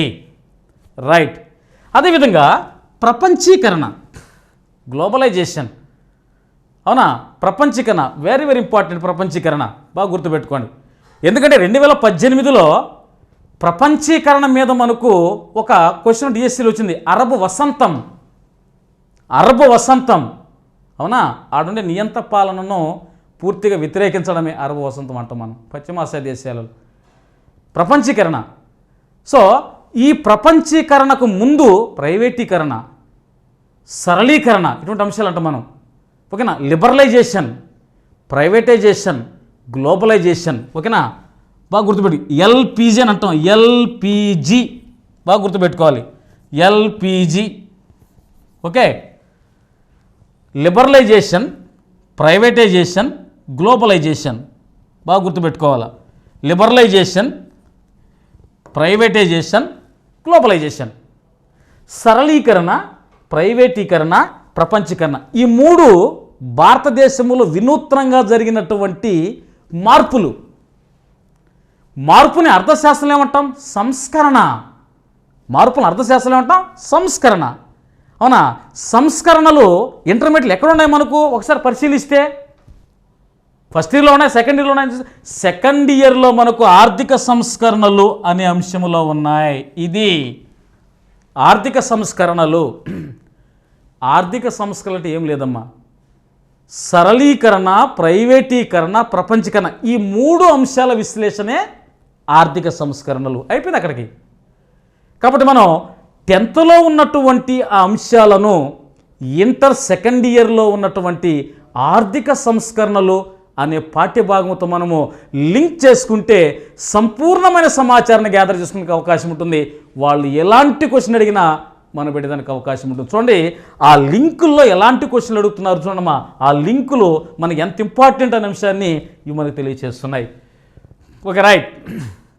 నెక్స్ట్ ఆహార భద్రత. మీరు ఎక్కడికి లింక్ చేసుకున్న అవసరం లేదు. దీన్ని కేవలం 10th ఉండే సిలబస్ని ప్రిపేర్ కండి. ఎందుకంటే ఇంటర్మీడియట్లో ఆ యొక్క పాఠ్య అంశం యొక్క ప్రస్తావన ఎక్కడా లేదు. కాబట్టి మనం వరిడి కావాల్సిన అవసరం లేదు. 10వ తరగతిలో ఉన్నటువంటి ఆహార భద్రత అనే అంశాన్ని, ఎందుకంటే గతంలో టెట్లో మనకు అడిగాడు ఆహార భద్రత చట్టం ఇప్పుడని అడిగాడు 2013. ఆహార భద్రత చట్టం ఏం చెప్తుందని అడిగాడు. అవునా, అన్ని కాలాలందరికీ పౌష్టికమైనటువంటి ఆహారాన్ని అందించడం ఆహార భద్రత చట్టం. ఆహార భద్రత చట్టం కోసము ఓకేనా, ఆహార భద్రత చట్టం కోసము తీసుకున్న నిర్ణయాలు ఏమిటి, ఇటువంటి అంశాలన్నీ కూడా మనకు 10th ఉన్నాయి. కాబట్టి మనం వరి చెందాల్సిన అవసరం లేదు. సో ఆ పాఠ్యభాగాన్ని మనం 10th మీరు నేర్చుకుంటే సరిపోతుంది. మనకి ఇంటర్లో ఎక్కడా లింకులు లేవు. రైట్. అదేవిధంగా సమానత సుస్థిర అభివృద్ధి. సమానత సుస్థిర అభివృద్ధి, దీనిలో కూడా మనకు ప్రశ్నలు అడుగుతున్నాడు. The silent spring, Rachel Carson. మన డిఎస్ఎల్ క్వశ్చన్ అది. ద సైలెంట్ స్ప్రింగ్ దేనికి సంబంధించినది? ఓకేనా, పురుగు మందులో. Rachel Carson. ఈ పాఠ్య భాగాన్ని ఎక్కడ మనం లింకప్ చేసుకోవాలంటే ఇంటర్ సెకండ్ ఇయర్లో ఉన్నటువంటి పర్యావరణము సుస్థిర అభివృద్ధి. రైట్, పర్యావరణము సుస్థిర అభివృద్ధి.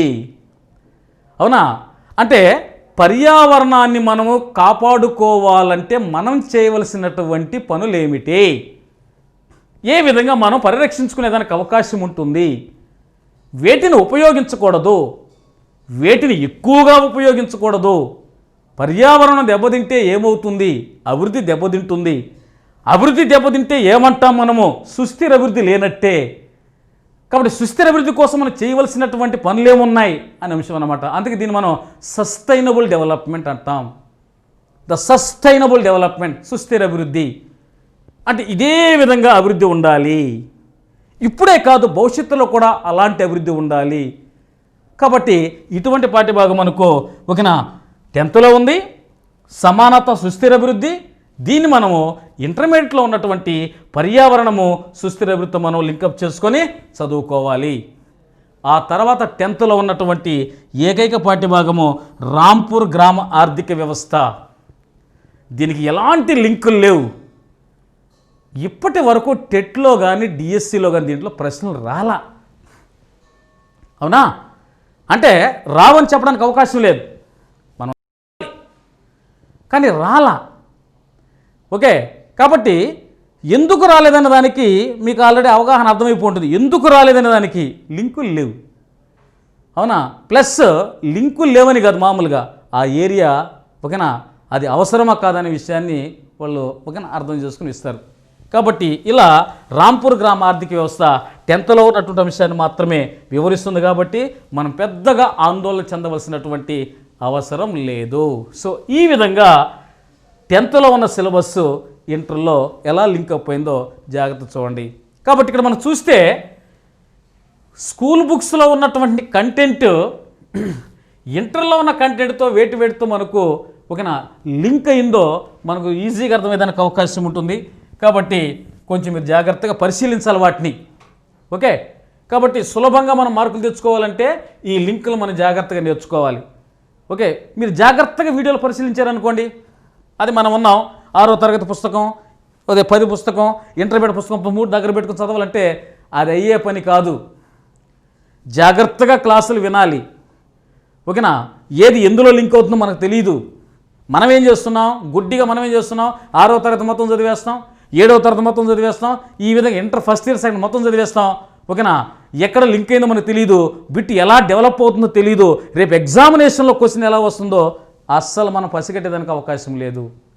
అందుకని మీరు జాగ్రత్తగా వీడియోని పరిశీలిస్తే, క్లాసులు వింటే మీకు ఎలా లింక్ అవుతుంది, బిట్ ఎలా బిల్డప్ అవుతుంది, ఎలా వచ్చేదానికి అవకాశం ఉంటుంది అనేది మనం ఈజీగా గ్యాదర్ చేసే అవకాశం ఉంటుంది. అందుకే నేను చెప్తున్నా, ప్రతి వీడియోని అంశాన్ని పరిశీలించండి.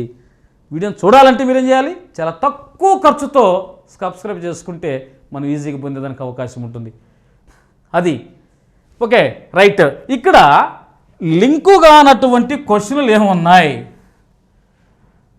లింకు కానటువంటి పాఠ్యభాగాలు ఏమున్నాయి అని మనకు చూస్తే, లింకు కాని పాఠ్యభాగాలు మనకు చాలా ఉన్నాయి. ఓకే, ఏమున్నాయి? అర్థశాస్త్ర పరిచయం ఉంది ఇంటర్మీడియట్లో,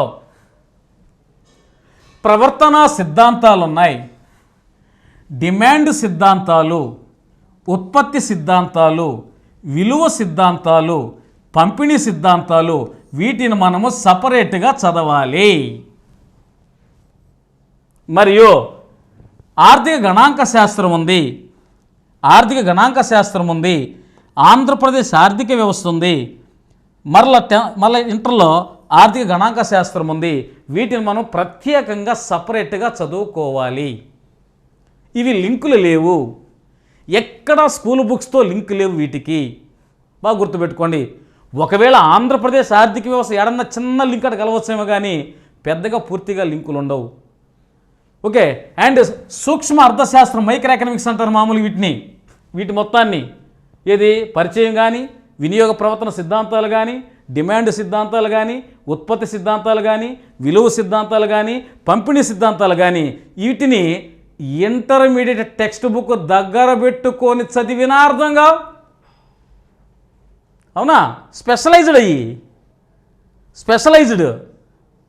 ఓకే, ఎకనామిక్స్ బోధిస్తున్నటువంటి అధ్యాపకుడు చెప్పితేనే అర్థమయ్యేదానికి కూడా చాలా కష్టమయ్యి సిద్ధాంతాలు ఇవి. మనం ఆ సిద్ధాంతాలు నేర్చుకోవాలంటే అంత సులభమయ్యే పని కాదు, గ్యారంటీగా వినాల్సిందే. అందుకని నేనేం చేస్తున్నానంటే, నేను ఈ వీడియోస్లో ఏం చేస్తున్నానంటే, ముందు సిద్ధాంతాల గురించి బాగా మీకు నేర్పించేస్తే ఆ తర్వాత మనం సిలబస్లోకి, మిగతా సిలబస్లోకి లింక్ చాప్టర్లు ఎక్కడెక్కడ ఉన్నాయో మొత్తం కూడా చెప్పేదానికి అవకాశం ఉంటుంది. అంటే దాని అర్థం ఏంది, లింకులు లేనటువంటి చాప్టర్స్ ముందు నేర్చుకొని ఇంటర్మీడియట్ ఫస్ట్ ఇయర్లో, సెకండ్ ఇయర్లో, ఆ తర్వాత లింకులు ఉన్న చాప్టర్స్ గురించి నేర్చుకోగలిగితే మనం సులభంగా ప్రిపేర్ అయ్యేదానికి అవకాశం ఉంటుంది. అందుకే నేను నెక్స్ట్ చేయబోయే వీడియోస్ అంతా కూడా ఎలా ఉంటాయంటే, మామూలుగా ఓకేనా సిద్ధాంతాల మీద ఓకేనా ఒక సమగ్రమైనటువంటి అవగాహన కల్పించడానికి నేను నెక్స్ట్ వీడియోస్ మొత్తం మీకు చేసేదానికి అవకాశం ఉంటుంది. నెక్స్ట్ క్లాసులు అయ్యే మనకు ముందు లింకులు కాదు. ఎందుకంటే జనరల్గా మనం చూస్తే ఓకేనా, స్కూల్ టెక్స్ట్ బుక్లో ఉన్న కంటెంట్ దాదాపు చాలామందికి తెలుసు, చాలామంది ఆల్రెడీ ప్రిపేర్ అయ్యి ఉన్నారు. కొంతమంది స్కూళ్ళల్లో పనిచేసి చెప్తున్నారు వాటిని, కొంతవరకు అవగాహన ఉంది, బట్ ఆ లింకులు తెలియదు. ఓకే, అదేవిధంగా మనం చూస్తే ఇంటర్మీడియట్లో ఉన్నటువంటి సిలబస్లో సెకండ్ ఇయర్ సిలబస్ మనకు చదివిన అర్థమవుతుంది. ఎందుకంటే సాధారణంగా అది మనకు ఎస్ఐ రూపంలో ఉంటాయి కాబట్టి మనం చదువుతూ ఉన్నా కానీ మనం ఈజీగా అర్థం చేసుకునే అవకాశం ఉంటుంది. కానీ ఇంటర్ ఫస్ట్ ఇయర్లో ఉన్నటువంటి సిద్ధాంతాలను మనము అంత సులభంగా ఈజీగా అర్థం చేసుకునే స్థాయి మనకు ఉండదు. ఎందుకంటే అవి మామూలుగా మన గజిబిజి గందరగోళం ఉంటాయి. మామూలుగా ఫర్ ఎగ్జాంపుల్ చెప్తా చూడండి, ఒకసారి ఒక చిన్న చెప్తా చూడండి. క్షీణోపంత ప్రయోజన సూత్రం ఉంది, వాడు ఎగ్జాంపుల్ క్వశ్చన్ అడుగుతున్నాడు అక్కడ. మన ఏమన్నాడు మనకు ఓకేనా, సమోపాంత ప్రయోజన సూత్రం గాస్యన్ ఎన్నోవది. సమోపాంత ప్రయోజన సూత్రం గాస్యన్ ఎన్నోవది, అది పైన సింపుల్గా అడిగాడు వాడు. గాస్యన్ సూత్రం అది రెండవ సూత్రం, అది క్షీణోపాంత మొదటి సూత్రం, సమోపాంత రెండవ సూత్రం. అది ఈజీగా ఫస్ట్ మామూలుగా అది మనకు ఇంట్రడక్షన్ కనిపిస్తుంది. అవునా, క్షీణోపాంత ప్రయోజన సూత్రం పట్టికలు ఉంటాయి, పటాలు ఉంటాయి. ఆ పట్టిక విశ్లేషణలు పెట్టేశాడు అనుకోండి, ఏ ప్రయోజనం గరిష్టంగా ఉంటుంది అన్నాడు అనుకోండి, ఏ ప్రయోజనం క్షీణిస్తుంది అన్నాడు అనుకోండి, మొత్తం ప్రయోజనానికి ఉపాంత ప్రయోజనానికి మధ్య తేడా ఎంత ఉందని అడిగాడు అనుకోండి, ఇటువంటి సందర్భాల్లో మనం బిట్లు రాసేదానికి అవకాశం ఉంటుంది. అందుకే నేను చెబుతున్నా, economics is the deciding factor for the selection of DSC. No doubt, economics deciding factor అండి. నీకు డిఎస్సిలో జాబు రావాలన్నా డిసైడింగ్ ఫ్యాక్టర్ అదంతే. ఎందుకంటే మిగతా భాగాలు మనం ఈజీగా పెట్టుకుంటూ వస్తాం, ఎకనామిక్స్ బిట్ వచ్చే సమయానికల్లా మనం అబ్బా వచ్చేసాడు రా దుర్మార్గుడా అని అంటాం మనం. అంటే ఒక రకమైన ఫీలింగ్ అది, ఓకేనా, ఒక రకమైన ఫీలింగ్. మీరు జాగ్రత్తగా క్లాసులు విన్నారనుకోండి, ఓకేనా, అన్నిటికంటే ఎకనామిక్స్ చాలా సులభంగా ఉంది సార్, చాలా సులభంగా ఉంది సార్ ఎకనామిక్స్ అని మీరు కానీ అనకపోతే, ఓకేనా, నేను గ్యారెంటీ చెప్తాను, గ్యారెంటీగా అంటారు మీరు. అందుకని మనం ఆ సిద్ధాంతాల మీద కొంచెం మన దృష్టిని కానీ పూర్తిగా మనం ఓకేనా కేంద్రీకరిస్తే మనం ఎక్కువ మార్కులు సంపాదించుకునేందుకు అవకాశం. అడుగుతున్నాడండి, వాటిల్లో అడుగుతున్నాడు బిట్స్. ఇప్పుడు మనం ఎట్లా చూపిస్తాను మామూలుగా బిట్స్ ఏమేమి వచ్చాయి, ప్రీవియస్ బిట్స్ మొత్తం 2018లో టెట్లో డిఎస్సిలో మొత్తం క్వశ్చన్లు మొత్తం అనాలిసిస్ చేస్తప్పుడు నేను ఇప్పుడు ఏమేమి క్వశ్చన్లు అడుగుతున్నాడో ఆ బిట్టు వచ్చిన తర్వాత ఆ బిట్టు ఏ పాఠ్య భాగానికి సంబంధించి కూడా చెప్తాను నేను. జాగ్రత్త మీరు దీన్ని జాగ్రత్త వినియోగించుకోగలిగితే మీకంటే అదృష్టవంతులు ఎవరు లేరు. టోటల్గా 122 ప్రశ్నలు వచ్చాయండి. ఈ 122 ప్రశ్నల్లో ఏ ప్రశ్న ఏ పాఠ్య భాగం నుంచి వచ్చిందో చెప్తాను, ఏ తేదీ జరిగిందో కూడా చెప్తాను, ఆ ప్రశ్న కింద ఉన్నటువంటి ఆప్షన్స్ యొక్క వివరణ కూడా ఇస్తాను. మీరు జాగ్రత్తగా వింటే దాదాపు ఓకేనా ఎకనామిక్స్లో సగం మార్కులు గెయిన్ చేసుకున్న వాళ్ళు అవుతారు. జాగ్రత్తగా గుర్తుపెట్టుకోండి మిత్రులారా, మర్చిపోకూడదు, వినాలి. మనం నెక్స్ట్ వీడియో అదే, నెక్స్ట్ క్లాస్ అదే మనకు. కాబట్టి జాగ్రత్తగా మీరు పరిశీలిస్తే బ్రహ్మాండంగా మార్కులు తీసుకునే అవకాశం ఉంటుంది. మీరు అనుకోవచ్చు, ఏంద్రా సారు ఏందో ఆ సిలబస్ మొత్తాన్ని లింకులు చేశాడు, ఆ లింకులు మాకేం అర్థం కాలేదు, ఓకేనా అనే కదా మెయిన్ అక్కడ. ఆ లింకులు జాగ్రత్తగా పరిశీలిస్తే అర్థమయ్యేదానికి అవకాశం ఉంటుంది. మీరు విన్నారు కాబట్టి మీకు అర్థమవుతుంది, మీరు చూశారు కాబట్టి మీకు అర్థమవుతుంది. వినకుండా చూడకుండా ఉన్న వాళ్ళకి లింకులు తెలియదు, ఓకే, ఏ పాఠ్యభాగం ఎంత వెయిటేజీ తెలియదు, వాళ్ళకు అనుకున్న మార్కులు కూడా రావడానికి అవకాశం లేదు. అందుకే చెప్తున్నా, economics is the deciding factor. నిర్ణయించే సబ్జెక్ట్ ఎకనామిక్స్ని గుర్తుపెట్టుకోండి. ఇటువంటి సబ్జెక్ట్ను మనము సులభతరంగా సరళీకరణగా ఓకేనా దాన్ని మనం నేర్చుకునేందుకు అవకాశం ఉంటుంది. మీరు జాగ్రత్తగా నా వీడియోలు చూస్తే హ్యాపీగా మార్కులు తెచ్చుకునేందుకు అవకాశం ఉంది. Okay right. అదేవిధంగా ఇవి సిద్ధాంతాలు. మనకు ఈ సిద్ధాంతాల్లో అర్థశాస్త్ర పరిచయం అన్నాడండి. అర్థశాస్త్ర పరిచయం, అర్థశాస్త్ర పరిచయంలో క్వశ్చన్ లేదు, బిట్ లేదు, డ్యామ్ షూర్. అర్థశాస్త్ర పరిచయంలో బిట్టు లేదు అనేదానికి అవకాశం ఉందనే దానికి నిదర్శనం చెప్తున్న ఉదాహరణ ఉందనే దానికి వచ్చింది. 2018 క్వశ్చన్లో అడిగినాడు వాడు, ఏమి వచ్చింది దాంట్లో, ఏం అడిగినాడు దాంట్లో మామూలుగా? అర్థశాస్త్రాన్ని విభజించింది ఎవరో వచ్చేసి క్వశ్చన్. అర్థశాస్త్రాన్ని వర్గీకరణ విభజించింది ఎవరో డిఎస్ఎల్ క్వశ్చన్. అది యాడమ్ స్మిత్ ఇచ్చిన నిర్వచనం ఏమిటి? డిఎస్సి. యాడమ్ స్మిత్ ఇచ్చిన నిర్వచనం ఏమిటి? ఓకే. అండ్ అర్థశాస్త్రానికి నోబెల్ అవార్డు ఎప్పుడు ఇచ్చారు? ఇటువంటి ప్రశ్నలన్నీ కూడా ఈ అంశంలో ఉన్నాయి. జాగ్రత్త. పాఠ్యభాగం విశ్లేషించుకునేటప్పుడు క్షుణ్ణంగా నేర్చుకునేందుకు అవకాశం ఉంటుంది. Okay, right. అండ్ వినియోగదారుని ప్రవర్తన సిద్ధాంతాలు. వినియోగదారుని ప్రవర్తన సిద్ధాంతాలు ఓకేనా? ఇక్కడి నుంచి ఉందో మనకు అసలైనటువంటి కురుక్షేత్ర యుద్ధం. పైది అర్థశాస్త్ర పరిచయం, ఓన్లీ థియరీ మ్యాటర్. ఓకేనా? వినియోగదారుని ప్రవర్తన సిద్ధాంతాలు. వినియోగదారులు అంటే మనమే. మన ప్రవర్తన గురించి వివరించే సిద్ధాంతాలు ఉన్నాయి. జాగ్రత్త. బట్ సైకాలజీ కాదు నాయన, మళ్ళీ సైకాలజీ అనుకుంటారే మీరు. అవునా? సైకాలజీ వేరు.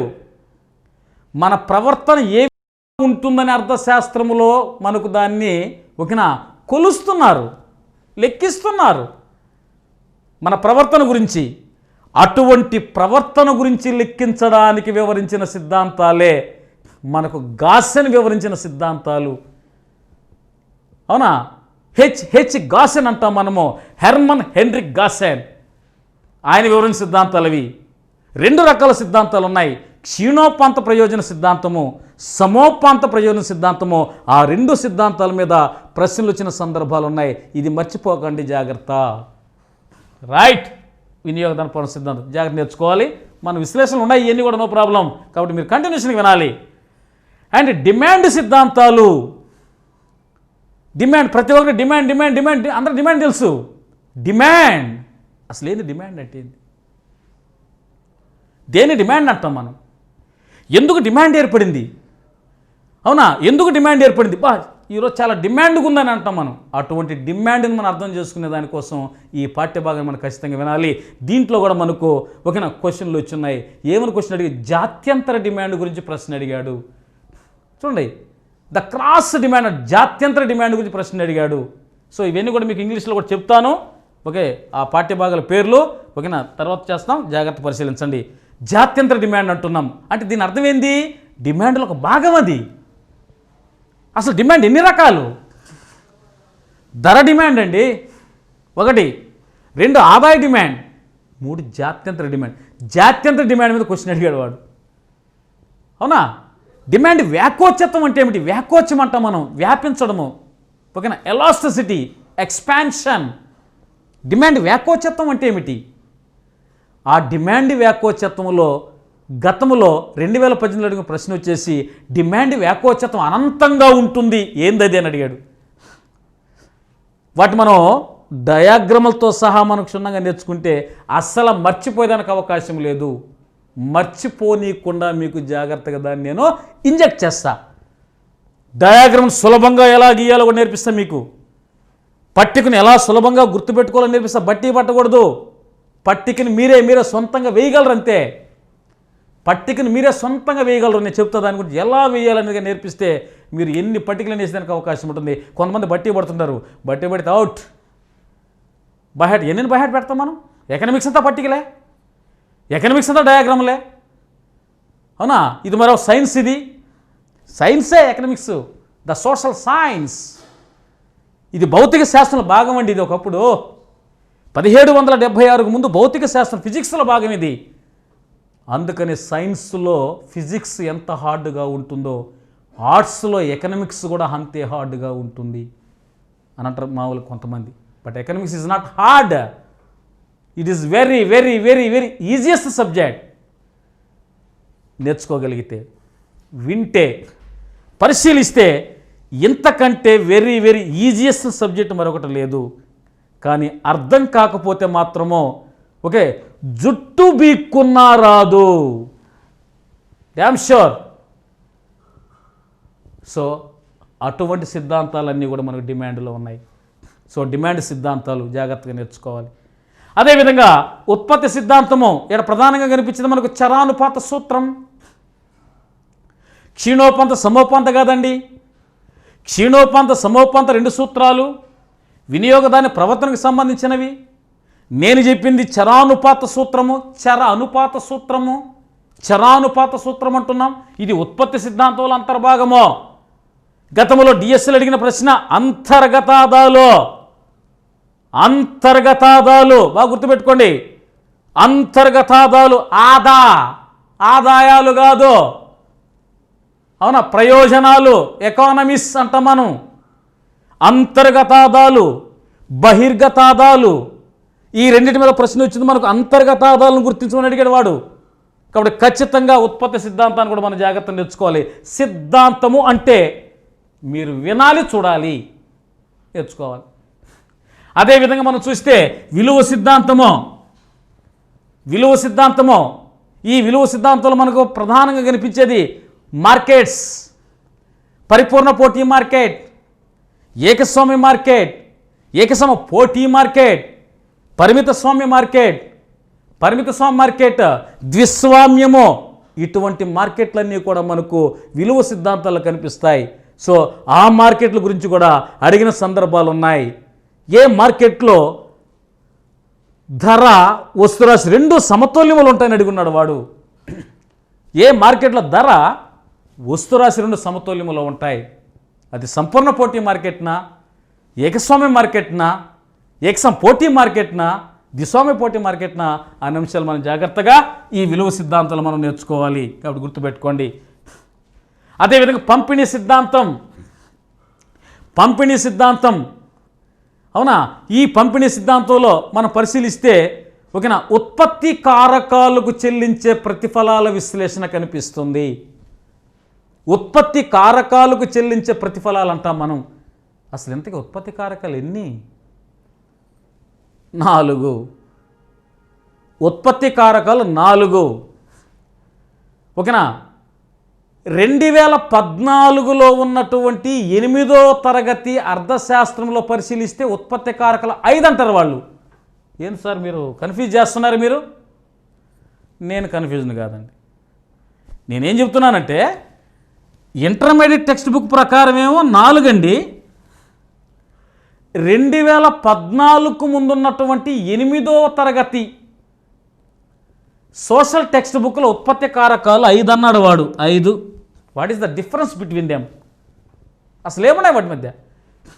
అసలు ఉత్పత్తి కారకాలు 4 అంటే నేను కూడా ఫర్ ఎగ్జాంపుల్. కానీ 8వ తరగతిలో ఉన్న విద్యార్థికి అవగాహన కోసమో వాడి సామర్థ్యం తక్కువగా ఉంటుంది కాబట్టి ఆ సామర్థ్యం కోసం ఆడుండే ఒక ఉత్పత్తి కారకాన్ని డివైడ్ చేశాడు. అవునా. ఉత్పత్తికి ఉపయోగపడే కారకాలు ఉత్పత్తి కారకాలండి. ఉత్పత్తికి సహకరించే ఉత్పత్తి కారకాలు. వస్తువులను ఉత్పత్తి చేసే కారకాలే ఉత్పత్తి కారకాలు. అవి లేకపోతే దేర్ ఇస్ నో ప్రొడక్షన్, ఉత్పత్తి లేదో. భూమి, శ్రమ, మూలధనం, వ్యవస్థాపన 4 అండి. ఓకే. భూమి, శ్రమ, మూలధనం, వ్యవస్థాపన, ఇవి ఉత్పత్తి కారకాలు. భూమి, శ్రమ, మూలధనం, వ్యవస్థాపన. సో పాత టెక్స్ట్ బుక్ 8వ తరగతిలో 5వది ఏందన్నాడు వాళ్ళు, సాంకేతిక పరిజ్ఞానం అని 5వ పదం చేర్చాడు అక్కడ. అంటే ఎక్కడుంది ఇది సాంకేతిక పరిజ్ఞానం? మూలధనంలో భాగం అండి. మూలధనంలో భాగం అది. యంత్రాలు, యంత్ర పరికరాలను మనం మూలధనం అంటామో, రైట్? యంత్రాలు, యంత్ర పరికరాలు మనం మూలధనం అంటామో. యంత్రాలు, యంత్ర పరికరాలు వేగంగా పనిచేయడానికి ఉపయోగించే ఒక కారకాన్ని సాంకేతిక పరిజ్ఞానం అంటాము. Speed, technology. ఓకే. యంత్రం స్పీడ్గా పనిచేయాలన్నా, అదనంగా ఉత్పత్తి చేయాలన్నా ఉపయోగించే ఒక సాంకేతిక పరిజ్ఞానం అది.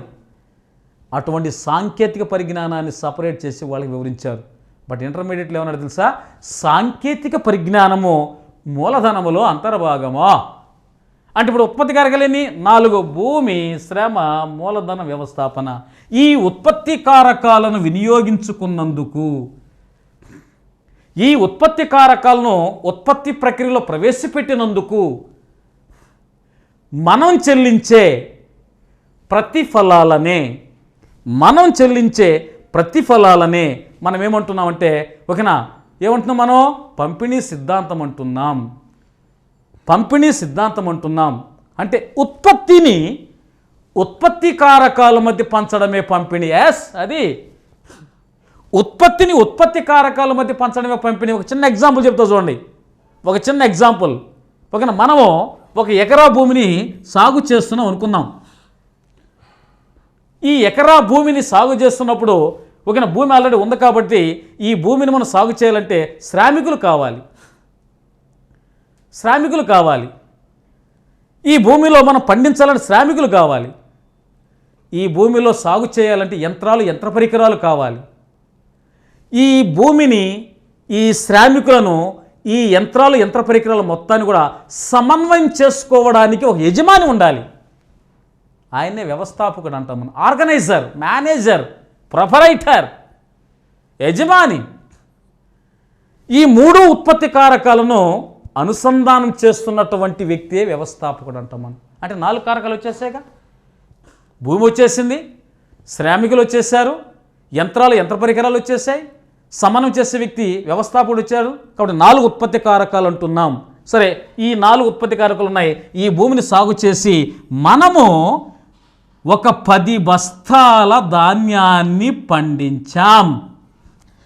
10 బస్తాల ధాన్యాన్ని మనము పండించాం. బాగా గుర్తుపెట్టుకోండి, 10 బస్తాల ధాన్యాన్ని పండించాం. సరే, రైట్.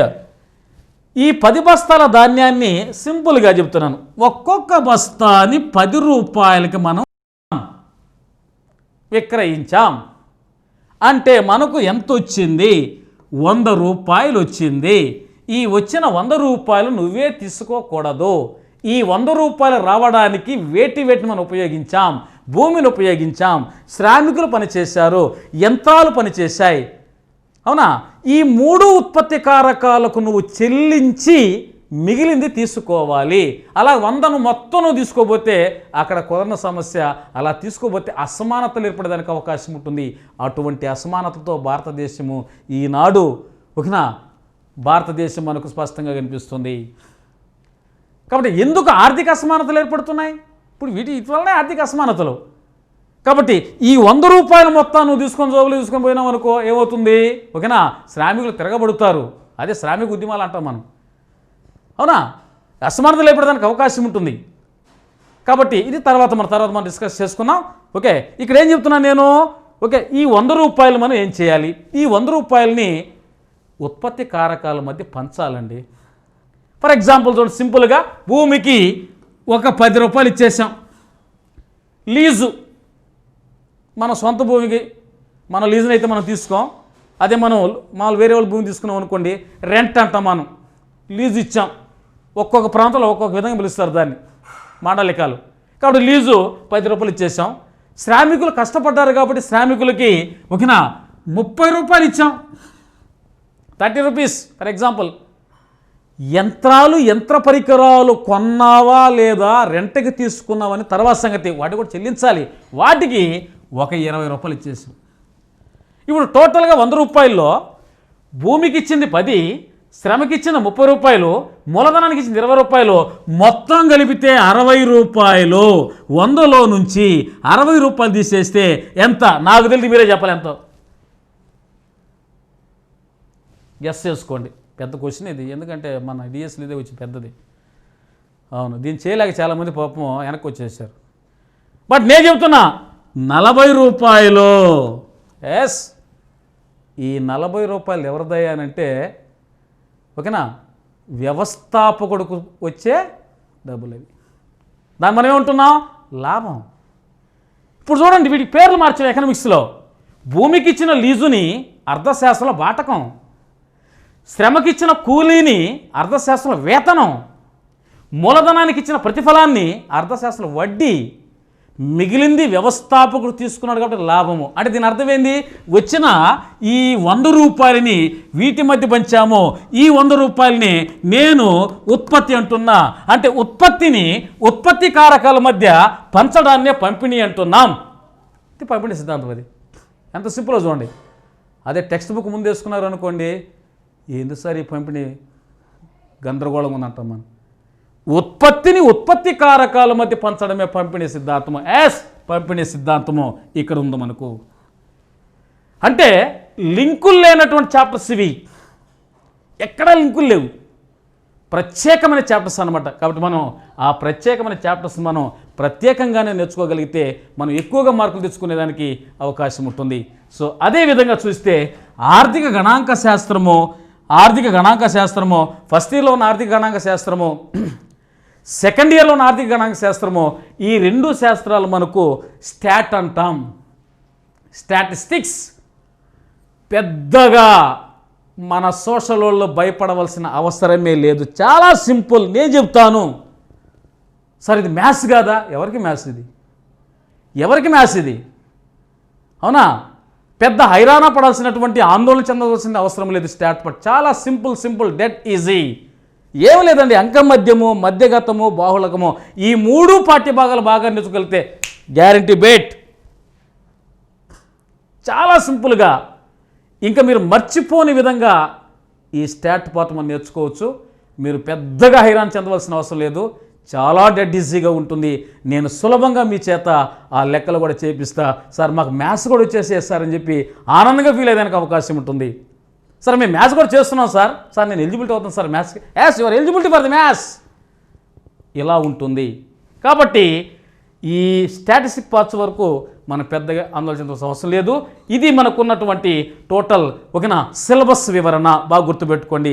అంటే ఏమేం పాఠ్యభాగాలు ఉన్నాయి, ఆ పాఠ్యభాగాలు ఎక్కడెక్కడ లింక్ అవుతున్నాయి, లింకు కాని చాప్టర్స్ ఏమున్నాయి, లింక్ అయ్యే చాప్టర్లు మనకు బాగా ఎక్కువ క్వశ్చన్లు వస్తున్న చాప్టర్స్ ఏమిటి అనే అంశాలన్నీ కూడా మనం క్షుణ్ణంగా తెలుసుకున్నాం.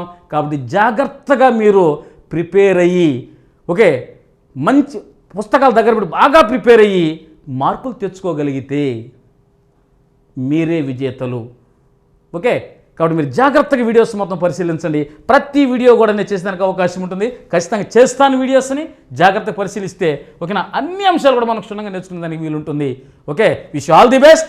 బాగా చదవండి. వన్స్ అగైన్ మీరందరూ కూడా మంచి మార్కులు తెచ్చుకొని రాబోయే డిఎస్సిలో విజేతలు అవుతారని మనస్ఫూర్తిగా కోరుకుంటూ ఓకేనా, జై హింద్.